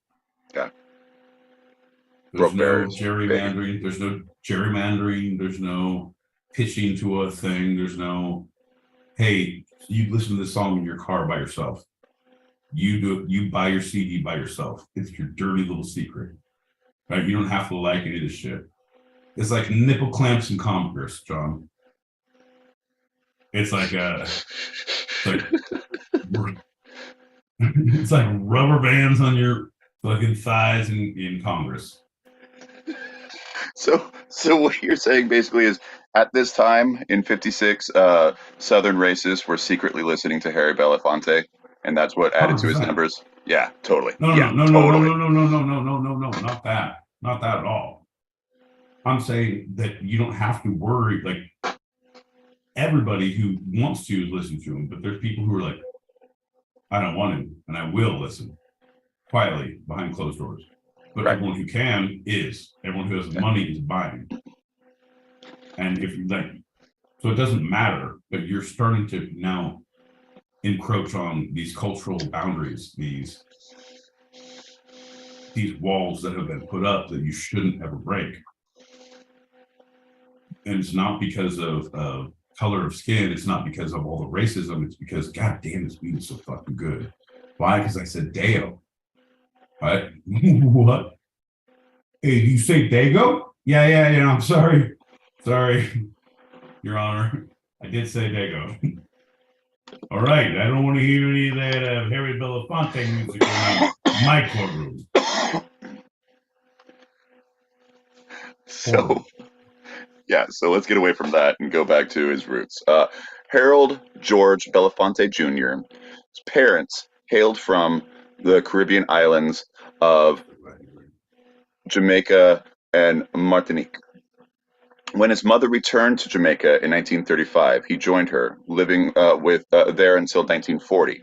He left high school to serve in the U.S. Navy in the mid 40s. After he actually dropped out of high school, for that, and then returned to New York. Belafonte studied drama at the Irwin Piscator's Dramatic Workshop, where a single role led to nightclub engagements and a recording contract as a pop singer. Hold on. Hey, he did one summer at Irwin Piscator's camp for talented youth who like to be on stage and talk a lot. Hey, lady, for $50 a week, I'll take your kid and put him in the back of my truck, make him sing and dance. It'll be amazing. He'll get all the skills to deal with fucking adults who smoke in his face and tell him no. It'll train him for the real world. If I'm not telling you the truth, I'm not Irwindale Pasquale, kid trainer extraordinaire. Ain't that right, John? So he was born in 27, and in 1950, Belafonte became a folk singer, learning songs at the Library of Congress's American Folk Song Archives. He sang what year? 19 what? 50, straight across 50. 50. So 27, 30, 47. 50. Yeah, no, So, we don't need to do math. I'm writing numbers down. We don't need to do the numbers. Well, he was 23. More numbers down. That's what, yeah. You don't have to write it down. I was just telling the people. No, I do. John, I'm doing it because I need to make jokes later. If I don't have these specific facts, no one will believe that I listen to you and I care about this show. Ooh, bread and thin ice, buddy. Well, when I say we, I mean me. Me and I'm jumping on your back. So he also sang Caribbean folk songs, in addition to the regular folk, the American folk, in nightclubs and in theaters.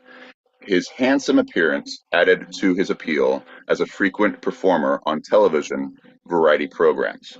So he was just really quickly blowing up. Like you do. You're like talented, you do. You're singing, you're good looking. Charismatic, John, right. It's crazy. We both had that experience earlier in a former life. But then we realized we're not, we don't, and we aren't. And we won't. Baby steps, man. Hostages. That's how we get there. No. Sorry, I just watched Dog Day Afternoon. Go ahead.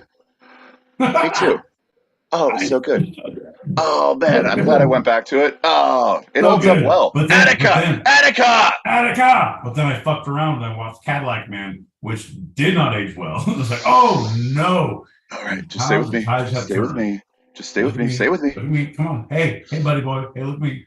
I'm the only one. Hey, horrible. Oh, yeah. So during this time, early 50s, he made his Broadway debut, appearing in the musical John Murray Anderson's Almanac. John Murray Anderson's Almanac. His almanac is yours too. Whenever he looks shit up, people always pluck. There goes John Jacob Jingleheimer's almanac. I know it's not Jingleheimer. Blah, blah, blah. He won a Tony for this Broadway debut as a supporting actor. Please, what year? This is the only time I will ever ask you. No, but I did before. What year? 53, 54 was the run, and so it was the 54 Tonys. Shut up. 15, 54. Four polar beer. That's crazy. That's right. Tony's been around a long time, you guys. You gotta respect them. Yeah, right, John. So at this time when segregation was still widespread and black faces were still a rarity on screens and large and small, Belafonte's ascent to the upper echelon of show business was historic. he wasn't the first black entertainer to transcend racial boundaries. You know, we had Louis Armstrong, Ella Fitzgerald, and others who achieved it before him. But no one made as big of a splash as he did, and no one in music, black or white, was bigger at this time. Well, I mean, like I was saying though, he bridged those cultural boundaries that we all still people hold up. One of my favorite stories, it's not even stories, it's still true. One of my best friends in the world has hosted exchange students since, for like 20 years. Yeah. And one of her exchange students is from Spain, and she got to be super close. She lived there for 2 years and then went to ASU or USC. Anyway, she moved to Boston with her degree in nutrition, and totally stayed in touch with her. And like my friend's kids have gone and lived with her mom and her parents as exchange students in Spain. Yeah. So it's truly a family. Like I've met at weddings and graduations and and grandma who doesn't speak not a fucking lick of English. Like like not even no, like not even. She's like will not fuck with you, right? She's super talking to everyone else, but she's like no.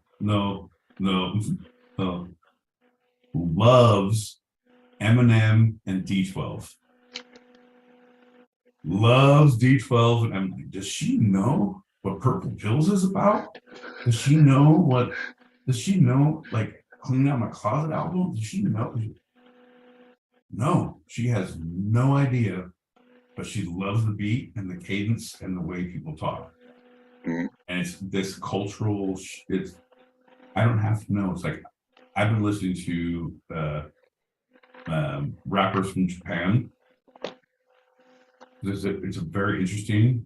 I found it like the Grouch has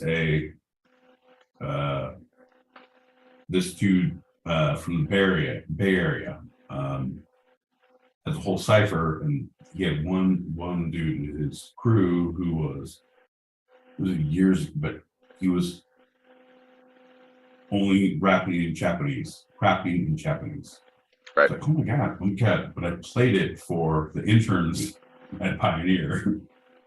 But I love this jam. Like, okay, because they wanted to know about hip hop and like, what are you into? What are the underground? Like, they were very in music. I'm like, dude, I can get down with you. So I was like, what is this? And he's like, he's not saying shit. Like, this is punk bitch move. He's just saying words. He's not rapping. He is like, oh shit. So now I've been looking at like, so good. So good. If you look Dr. Octagon? There was a 90s rapper who kind of did that. I don't know Dr. Octagon. There was no, I don't know that. All right. But I know Doc Ock from Spider-Man. I don't know if he raps. No, Alfred Molina did not rap. All right, we're getting off topic. Hey, so back to Belafonte. He was also equally successful as a concert attraction. Handsome, charismatic, he held audiences spellbound with dramatic interpretations of a repertoire that encompassed folk tradition from all over the world. Calypsos like Matilda, the work songs like Lead Man Holler, ballads like Scarlet Ribbons. In 1959, he was the most highly paid black performer in history, with fat contracts for appearances in Las Vegas, at the Greek Theater in Los Angeles, and at the Palace in New York. It's like looking in a mirror, John. Charismatic, dulcet tones. No. All right, I was halfway there until you said the last part. I wanted to interject when I was like, look in the mirror, John. And you had to go with highest paid black performer in New York and Las Vegas. Man, I was everything he was until he was that. No.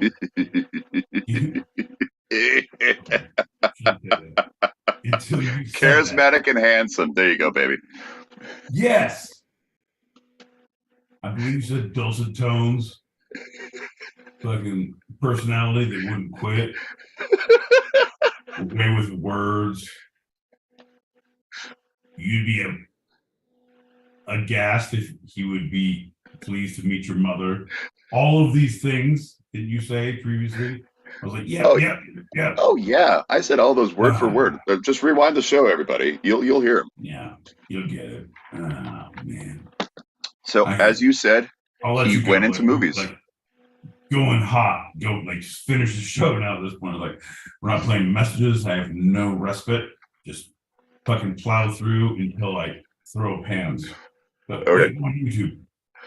Once I throw pans, you're not even looking at the screen, so everyone's going to see me throw a pan. Don't do that either. I have to have a taser that is attached to. I need in. No. Anyway, so he went to movies. What did he do in movies, John? Well, he became the first black actor to achieve major success in Hollywood as a leading man, but that was short-lived. What movie did he star in first? It was Bright Road, 1953. I haven't seen it. Is it good? Should I put it on my list? I'm going to put it on my list. Bright Road. So he was the first, but this was short-lived because his friend and also kind of a rival, Sidney Poitier, not Harry Belafonte, became the first bona fide black matinee idol. He then surpassed Poitier. Come on, man. Never heard of him. Sure. Who's that? No. I'm a Belafonte Bella nut, John. There you go. Deal. I don't listen to the goddamn press. I'm Belafonte all the Belafonte way. So 53 was Bright Road. Following year, he starred in the film adaptation of Oscar Hammerstein's riff on Bizet called Carbon Jones. Other film appearances, The World, The Flesh, and the Devil in 59. Buckin' the Preacher in 72. And as recently as... You're never gonna get this, preacher! I'm gonna buck you all the way! Was one of the headlines in the preview. He was like, that is not gonna make us a lot of money. Is that right, John? And as recently as 2018 in Black KK Klansman. Okay, he was good in that. We did a bit party, but still, it was a bit. That was it his was a bit. resurgence. That was his resurgence. That was his where. If he had survived, he would have been in the next movie. Because he was good enough, and it was. Yeah, it would be like 3 years, 4 years, 5 years, even though it was 7 years ago, 10 years ago, 48 years ago. 55 years ago. Well, I mean, you're right. Another resurgence. I don't have this in the notes, so might as well just say it now. One was a major resurgence in the 80s, maybe 1988, maybe with a film that he wasn't in, but maybe his music was in. Ringing any bells? Right. No, exactly. That's what I said before, John. This is literally where you're strongest. Like what I need from you, and I feel like this is, John, behind the curtain. I feel like I will do, let's talk this entire thing through. And so you don't have to have a script anymore. And here's your note points, and you just say these things as we talk. Because right now, you're like, yeah, well, I didn't say, yeah, goddamn Beetlejuice, John. Yeah. It was a defining moment where everyone, the first time that Spotify came out and LimeWire first, but you downloaded it, and when you had legitimate Apple Pod or whatever, or Spotify or Amazon Music, or one of those three platforms that we're on, you know, for the two-sided pod at gmail.com, this TWO-sided and really enunciate and give words for John, but right. I digress. Here's the deal. It became one of the most downloaded songs. It became one of the most, it put this idea to the forefront of like, oh, that's a great song. Listen to the beat, listen to the, yeah, it's funny. But these producers, directors found it funny, put movement to it. Okay, here's your whole direction, what you're gonna do. Amazing. And then all of a sudden, now we're all downloading. Right. Well, yeah. And the odd not coincidence, but like kind of a irony is they used it because it was a low budget film, and Tim Burton looked for something that had cheap rights. And Belafonte's, he was kind of, not being listened to much, so the rights to his songs were pretty cheap, and that boosted him back up. And everyone was buying his, because back then it wasn't the internet; it was people buying the tapes and then the CDs, and he keeps on getting these resurgence in such beautiful ways, even though he had moved away from movies and music after that, pretty much because his big thing for so much of his life, really starting in the 50s until the end of his life, the very end, he stayed with it the whole time, was civil rights and activism. Bro, that's one of the things that people who, and there's no one who doesn't know his musical, his movie, his career that he did, that set himself forward. But he was different than the people who have done it now. I'm like, oh, don't kill dogs. Like, yeah, we weren't going to kill dogs anyway. Like, we don't need you. Right. I mean, we need you, but we need your money. Not like, here's the deal, John. In the arms of an angel, fly away from me. All right. Early in his career, in the 50s, he met and befriended Reverend Dr. Martin Luther King Jr., and they became lifelong friends. And he was also an ardent supporter of Dr. King and the quest for racial equality he personified. He put much of the money seed to help start the Student Nonviolent Coordinating Committee, and was one of the principal fundraisers for that organization and Dr. King's Southern Christian Leadership Conference. He was a lot of the original money that helped King get his voice out there. Really? I did not know that. That's fucking awesome. Okay, I did not know that at all. No jokes, no anything. Like, yeah. And I know everyone who's listening, like, you're going to say something. I'm not. Fucking A, John. That's awesome. I love it when you see the connections in the ether of these little spider webs. Yeah. So when Dr. King, you can see the humanity of a person. You can see what they're truly about. Yeah, exactly. Right? What they're truly about. What drove them. Talented in so many other fields, 100%. But what they were, what he hustle, was baby. Truly about. Yeah. Hustle. Hustle every day, all day. It's that grind set mindset. Get your money, baby. Get your money. But what are you about? That's the thing. Like, what do you see yourself in? What do you see yourself doing? That's the fucking real answer. That's the real answer. Ooh, baby. Ooh, I didn't know that. Look this shit up. Ooh, this is the first show you've made me, John, that I'm putting things down to look up, where I'm going to truly look up. And I feel like we're going to part 2 about this, because I'm going to figure out how we can do on stereo. And if we can't do stereo, if we do Anchor, if we can't do Anchor, if we do Spotify, if we can figure out how we can play things of someone who has the music, that we're playing a clip of a clip of a clip. You know what I mean? so I can actively play this. Bro, I'm so into this. I'm so into this. You did such a good job. You did such a good job. I'm still gonna beat you with a flog. You will pay the fucking iron price. But I need you to know this is a great show. Good show. Good show. All right. So you might know the account of when Dr. King was held in a Birmingham jail. So Belafonte raised the money to bail him out. Coretta Scott King wrote in her autobiography, quote, "Whenever we got into trouble or when tragedy struck, Harry has always come to our aid, his generous heart wide open," end quote. I did not know that. John, Jesus Christ. Fuck you, man. I said I never wanted to learn again. I said I'd have little friends and all the knowledge I learned in this entire world.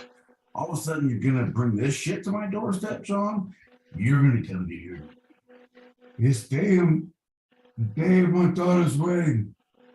I hope your daughter has a masculine son.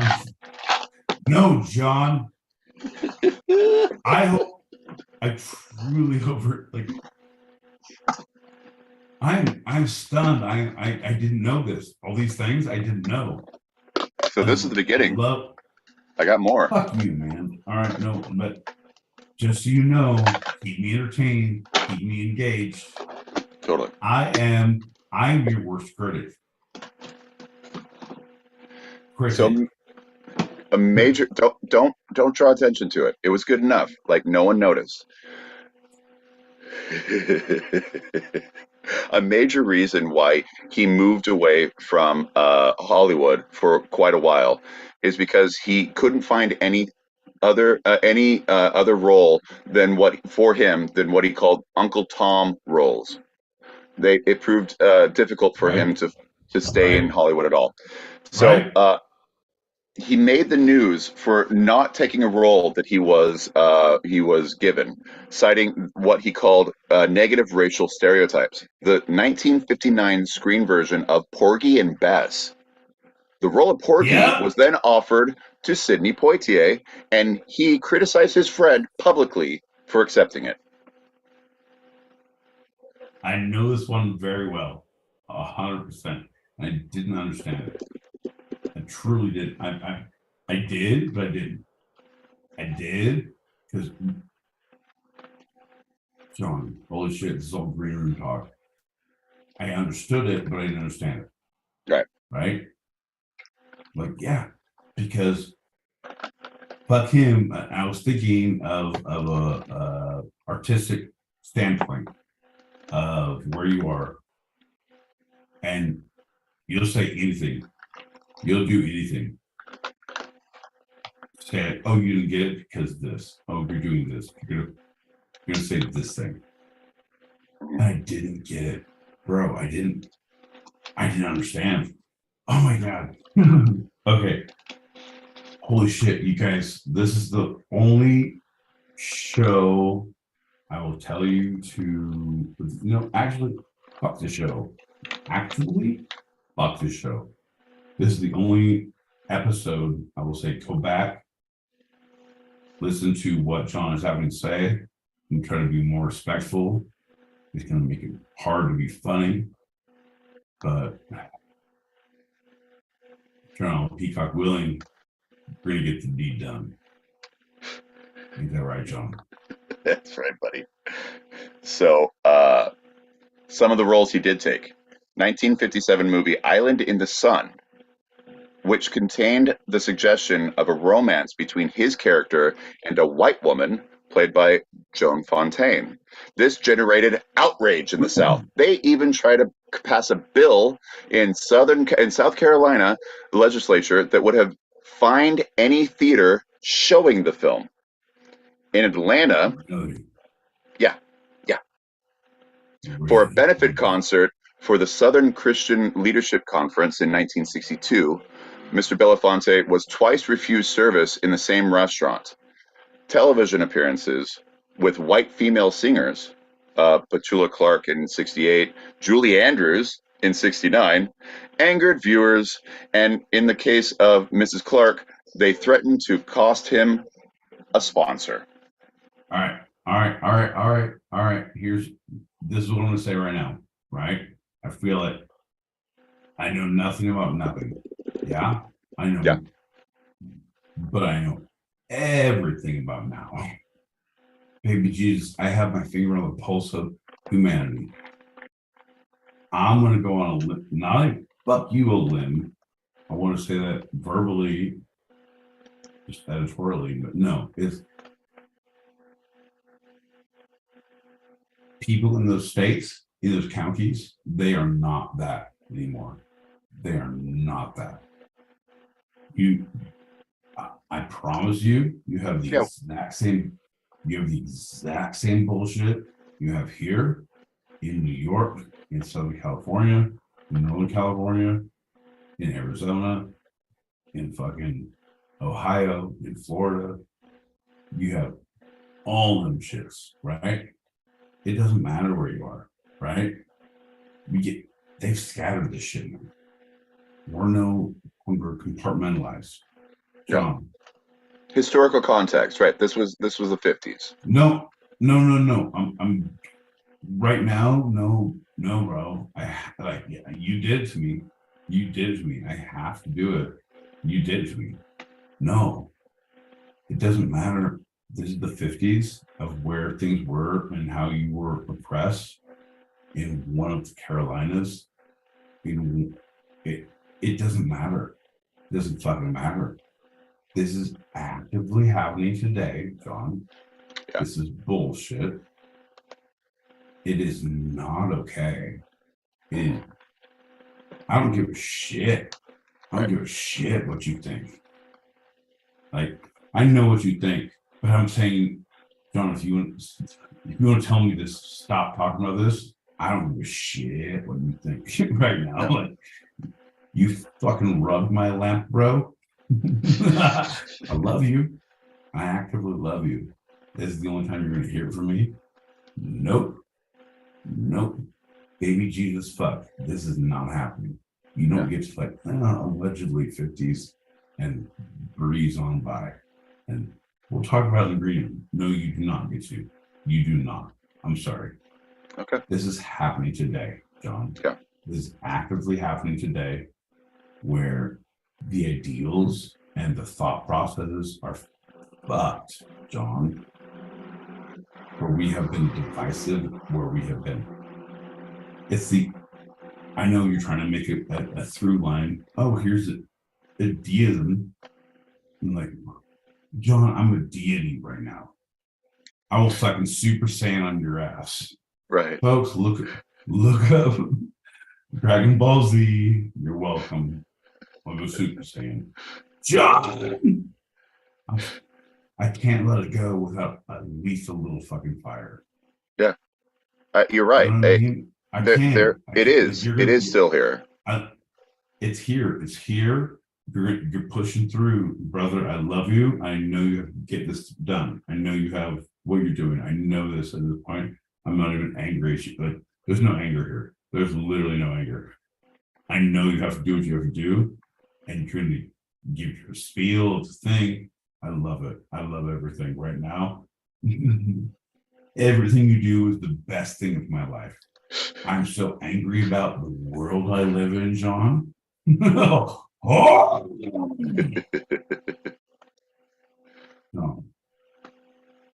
Here's the deal. I'd like you to take us out of here on a high note. But I know there's not going to be one. So tell me what happens moving forward. It's a pretty good wave, man. It's a pretty good wave. I want to give you that. Because it is. Okay. No, I'm with you. I'm sorry I had to get that out of my system. Otherwise, I was going to blow up and like burn my entire house down with fucking crimes. I couldn't not say something. And like, I'll make jokes, folks. I don't make jokes moving forward, but I had to get that out. It was the rattlesnake poison. Oof. They keep it poisoning you.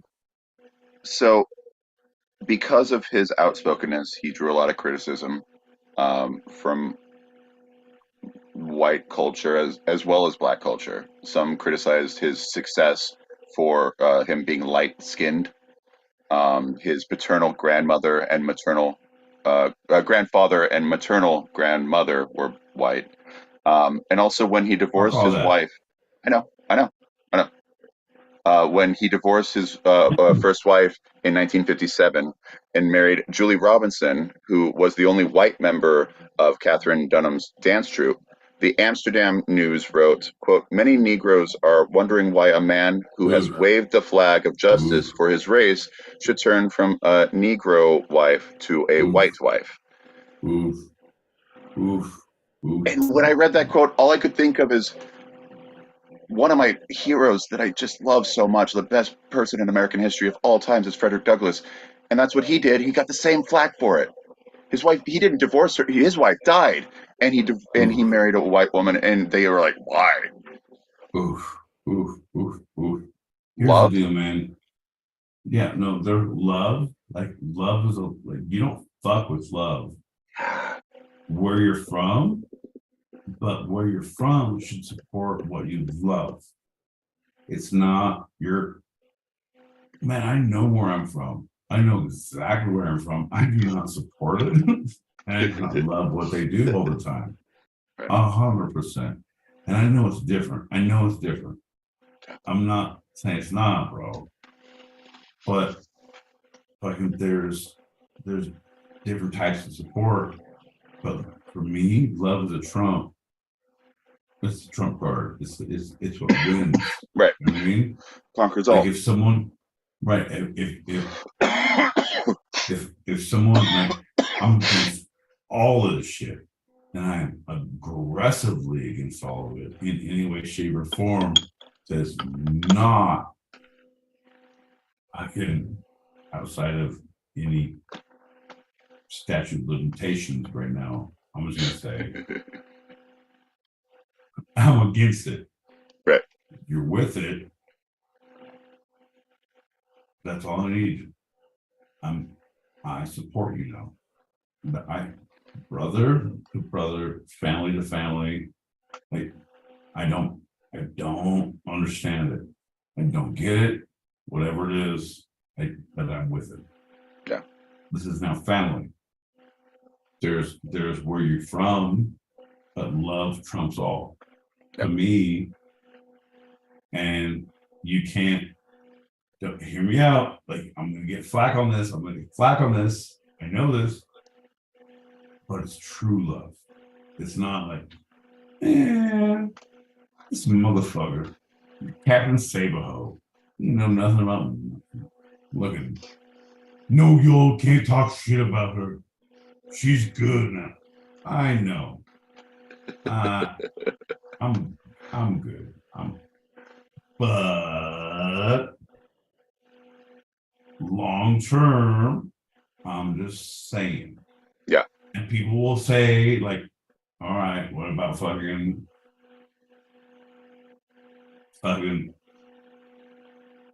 Snowfall? What about because everyone changes, everyone has a thing where like people get to change. I get it. I'm 100%. But homies from the outside looking in, unless you've included me on this journey, I get to be a fucking groomsman all of a sudden and like, wow. Oh shit. That's all I'm gonna say. All right. Well, they were together for 40 years. Anyway. Oh no, that's what I'm saying. If you didn't include me on the journey, if I'm there, if I have I understand 100%. Oh, you fucking, this is a thing because of money, because this is how you get. Nope. That one I can't talk about. That's right. This is how you get money. Whatever, like you do that, man. It's like Game of Thrones season 4. Come on, man. Someone's gonna be walking naked through the fucking city streets. All right. I'll be in the corner. Brian Planton. You know the banana boat song, commonly known as Deo, right? You said earlier that it's funny, but it has a good beat.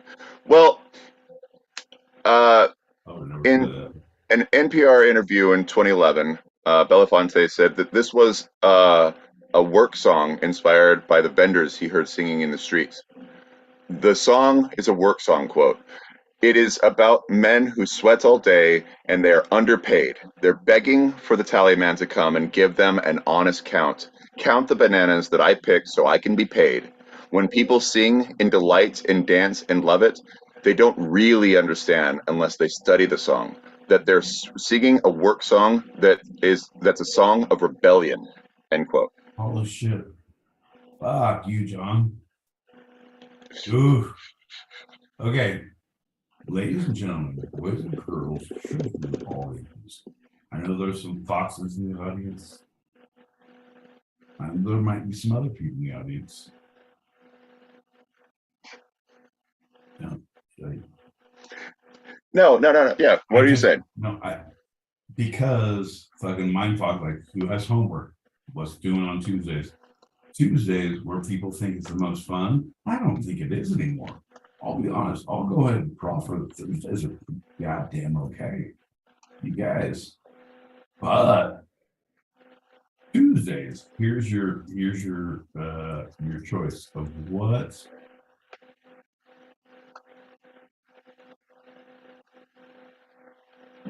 Deo, banana work song, a worker song. What is a song that you think most encapsulates the song that has been taken from true meaning, but that you understand the song's true meaning, and this is how people listen to it, and like, oh my god, it's on the top 45. Oh my god, hold my purse, let's go dance. Right.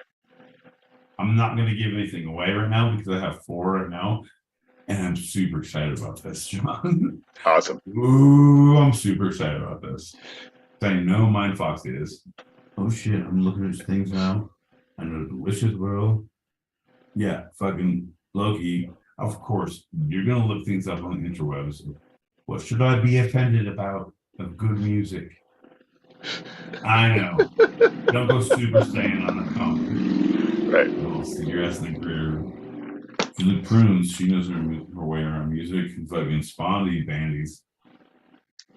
He's gonna give us a new take because fucking classic rock is the exact way it came. Well, no, it came from blues. It was truly perfected in the classic rock, 60s, 70s, 80s. And now we just regurgitated all the bullshit they taught us, henceforth. But if we're saying hip hop, that's blues. Like, man, show me one. Oh, you like 2 Chainz? You like B.O.B.? Okay, come on. Cut it. All right. Show me a beat or a that I can't get from blues in New Orleans. Oh. And I know people are going to come in hot.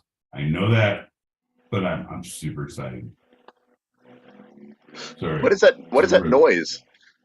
This is me with a pen and just clicking it. I feel like Taylor on fucking Billions. I work at Axe Capital. I'm ready to make a goddamn kill. All right. So finishing this, throughout his career, Belafonte received numerous honors for his humanitarian work and the arts. He helped organize Nelson Mandela's first trip to the U.S. after he was released from prison. He remained politically active to the end. On Election Day 2016, The Times published an opinion article by Belafonte urging people not to vote for ex-pres, whom he called, quote, feckless and immature.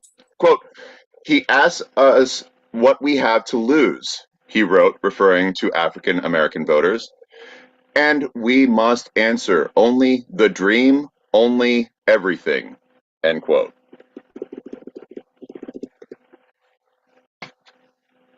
Nelson Mandela fly and he wants to go home. He's in here. John, fuck, man. No, because all I want to do when I'm doing daylight come, they want to come home. Daylight. Banana boat singing song. the song. Banana boat song, right? Fuck you, John, number one, because you actively you've led me down this road where you know I'm going to go hot. I do not appreciate it.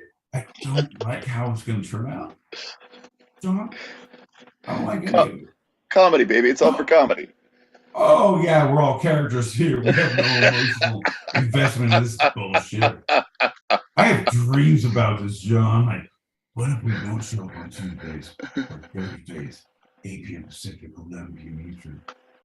Maybe we don't show up even on Wednesdays or Fridays, 4 a.m. Greenwich Mean Sandwich time. Then, John, I wake up in a cold sweat and I'm screaming, cobras, cobras, cobras. Lightning guys on my left, jokers on my right. Here I am, stuck in the middle with you, John. You can't possibly understand the emotional fortitude I have at this point, John, or the backdrop I'm working with. I have no bearing, no foothold, no knowledge of what you possibly have in store. However, I will continue. Oh, yeah. No. So 4 years later, 2020, he returned to the opinion pages with a similar message. Quote, "We have learned exactly how much we had to lose, a lesson that has been inflicted upon Black people again and again in our history, and we will not be brought off by the empty promises of the flim flam man." He called our ex-president the flim flam man.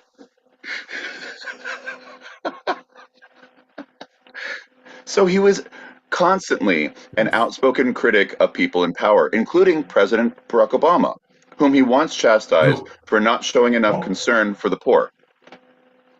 Fuck yeah. No, 100%, John. John, here's the deal. I was hesitant. It's like, oh, here's the thing. It's like, oh, it's gonna be of how it's understood. Like, no, it's right or wrong. Like it's very deity.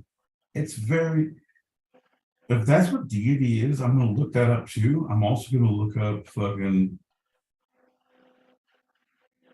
Senor Belafonte, as he's known south of the border. That's right. But I'm gonna look those both up because I feel like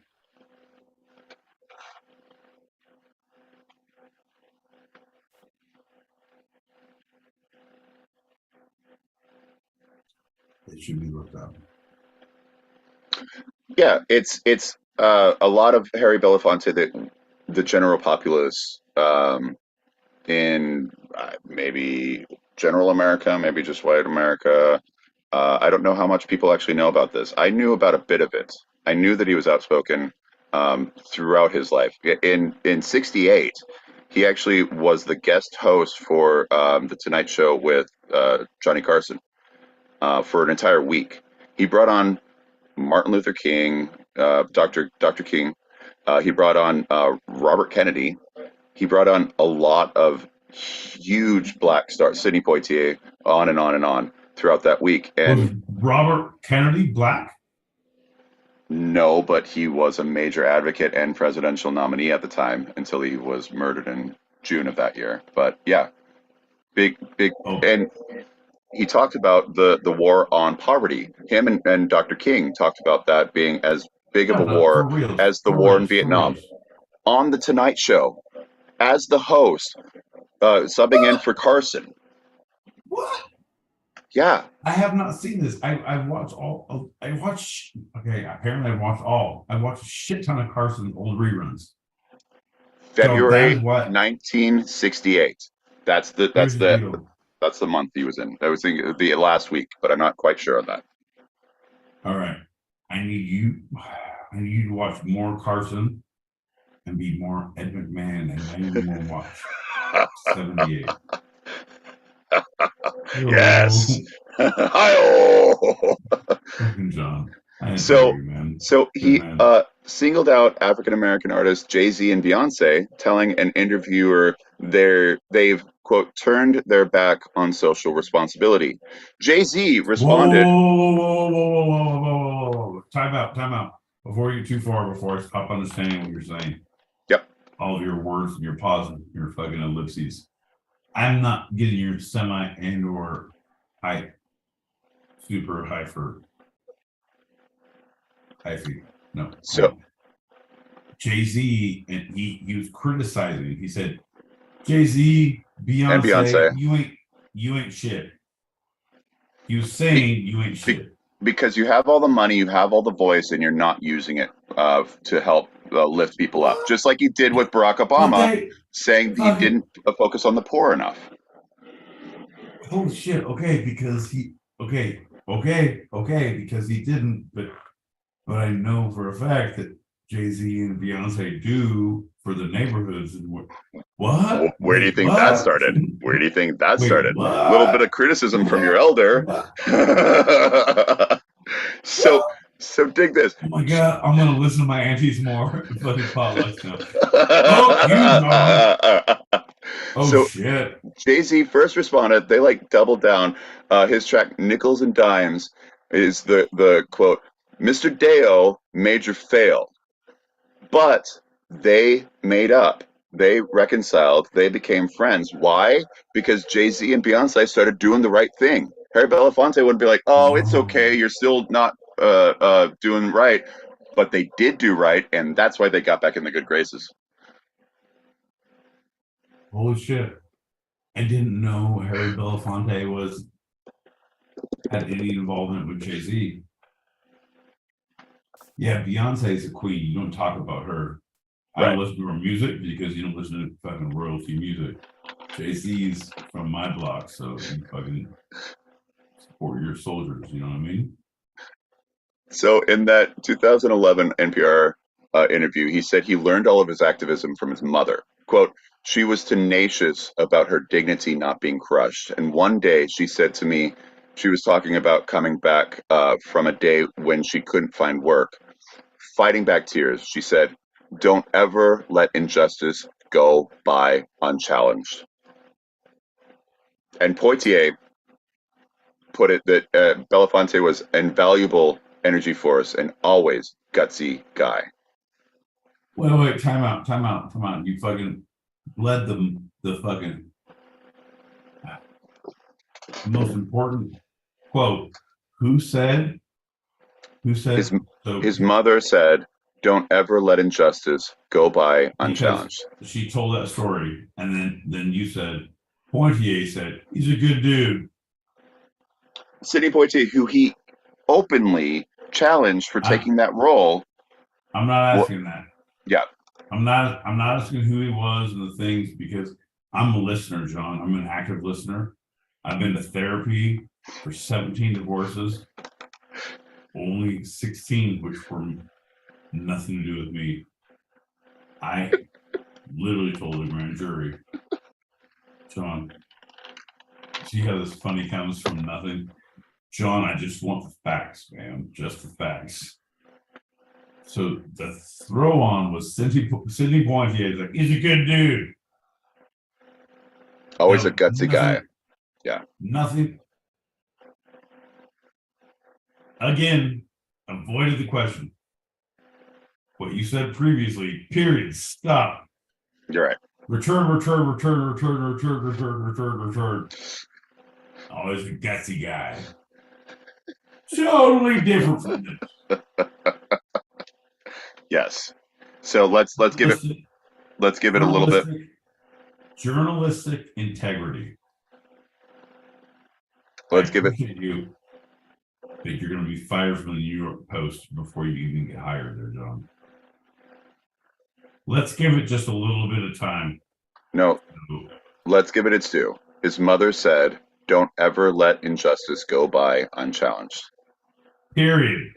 Period. Full stop. Take a breath. Take a breath. Take a breath. Yeah. Hey, buddy.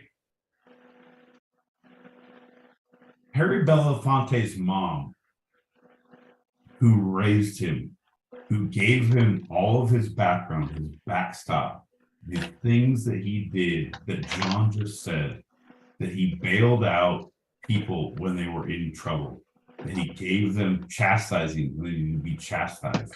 Yeah. All of the things that John just said, his mother gave him the reasoning and said, "Don't ever let justice go by unchallenged." don't ever let justice go by unchallenged. I feel like you said it wrong. I said it wrong. Don't ever let injustice go by unchallenged. It took us 4 times. Folks, this is where we take the altar call. If anyone can come down to the pillars of salt, take a knee. Folks, we have the Two-Sided Pod. We're here every Tuesday, Thursday, 8 p.m. Pacific, 11 p.m. Eastern. We don't read well. We don't hear well. We don't see well. But what we do well is fucking feel well. I mean, not with all this pollen around here. The cough I have is ridiculous. But All right. So one last fun little tidbit. Harry Belafonte in 2015 was awarded by the Academy of Motion Picture Arts and Sciences the Jean Herschel Humanitarian Award. So because of that, during his long career, he also won 3 Grammys and a Primetime Emmy and got that Tony. So he was among the small constellation of stars with an EGOT. Emmy, Grammy, Oscar, Tony status. Got them all, baby. He got them all.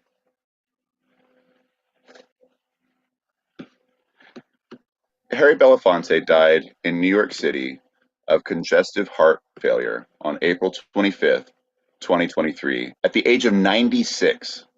He survived by his 3rd wife, Pamela Frank, 4 children, 2 stepchildren, and 8 grandchildren. That's it. I've never met a shellfish that I've never loved in my life. I said octopus, I said octocant. It was very, very troubling to see the addition of Alioto crab with garlic butter on the menu of Fred's, the only place I love to go on the pier in New Jersey. Anyway, I digress.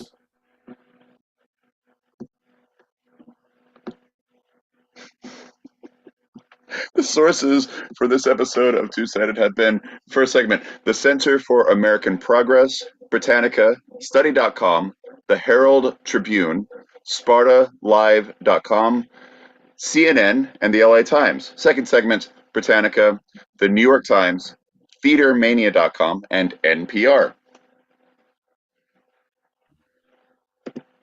All right, well, I'm just gonna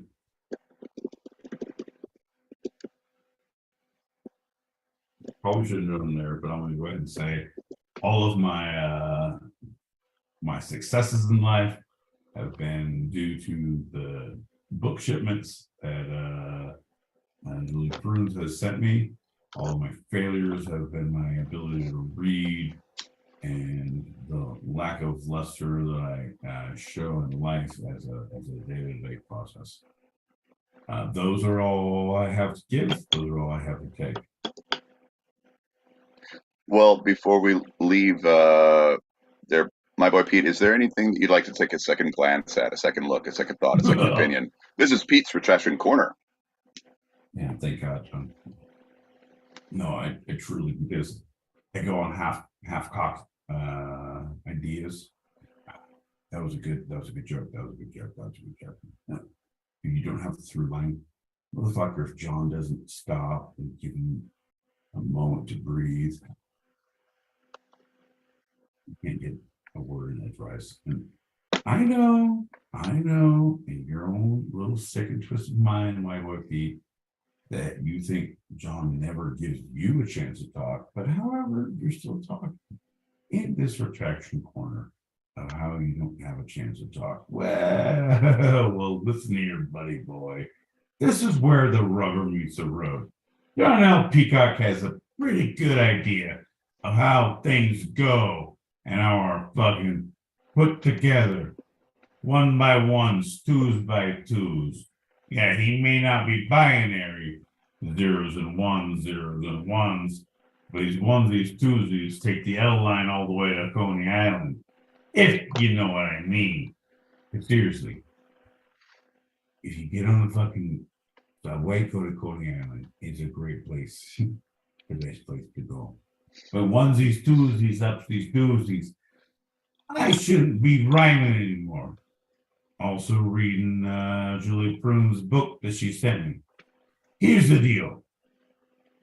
I think it's best to learn when it is best to be silent. But I haven't read that chapter yet, so therefore figure it out next week. That has been my boy Pete's Retraction Corner, or has it? I don't know. Since brevity is the soul of wit. Anyway, let's get out of here. You want to do a quick shot, or should we save that? No, here's the deal, John. You don't.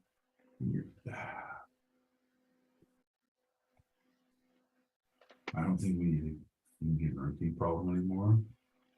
But I mean, for the sake of the show, weird.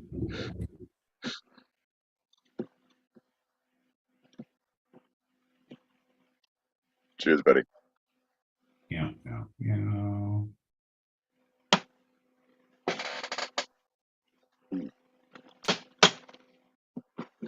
Oh. Oop, come on. There we go.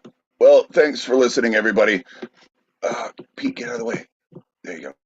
We have our open chat show live on stereo every Tuesday at our usual start time. So if you want to join us or you want to throw some topics out there, email twosidedpod@gmail.com. That's TWO sidedpod@gmail.com.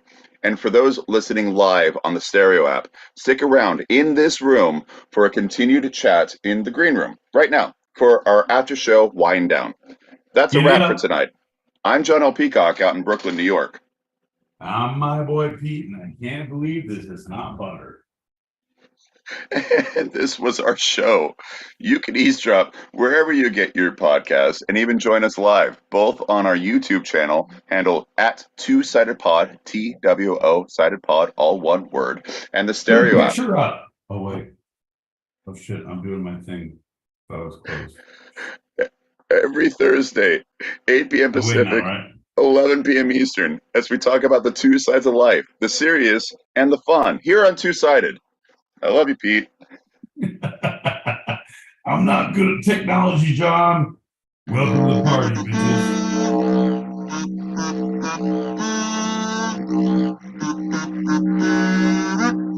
Put the pictures up, John. Put the pictures up. You're the worst engineer I've ever seen. Get out of this stereo podcast. Do that first. Leave that picture up. Leave that up. The word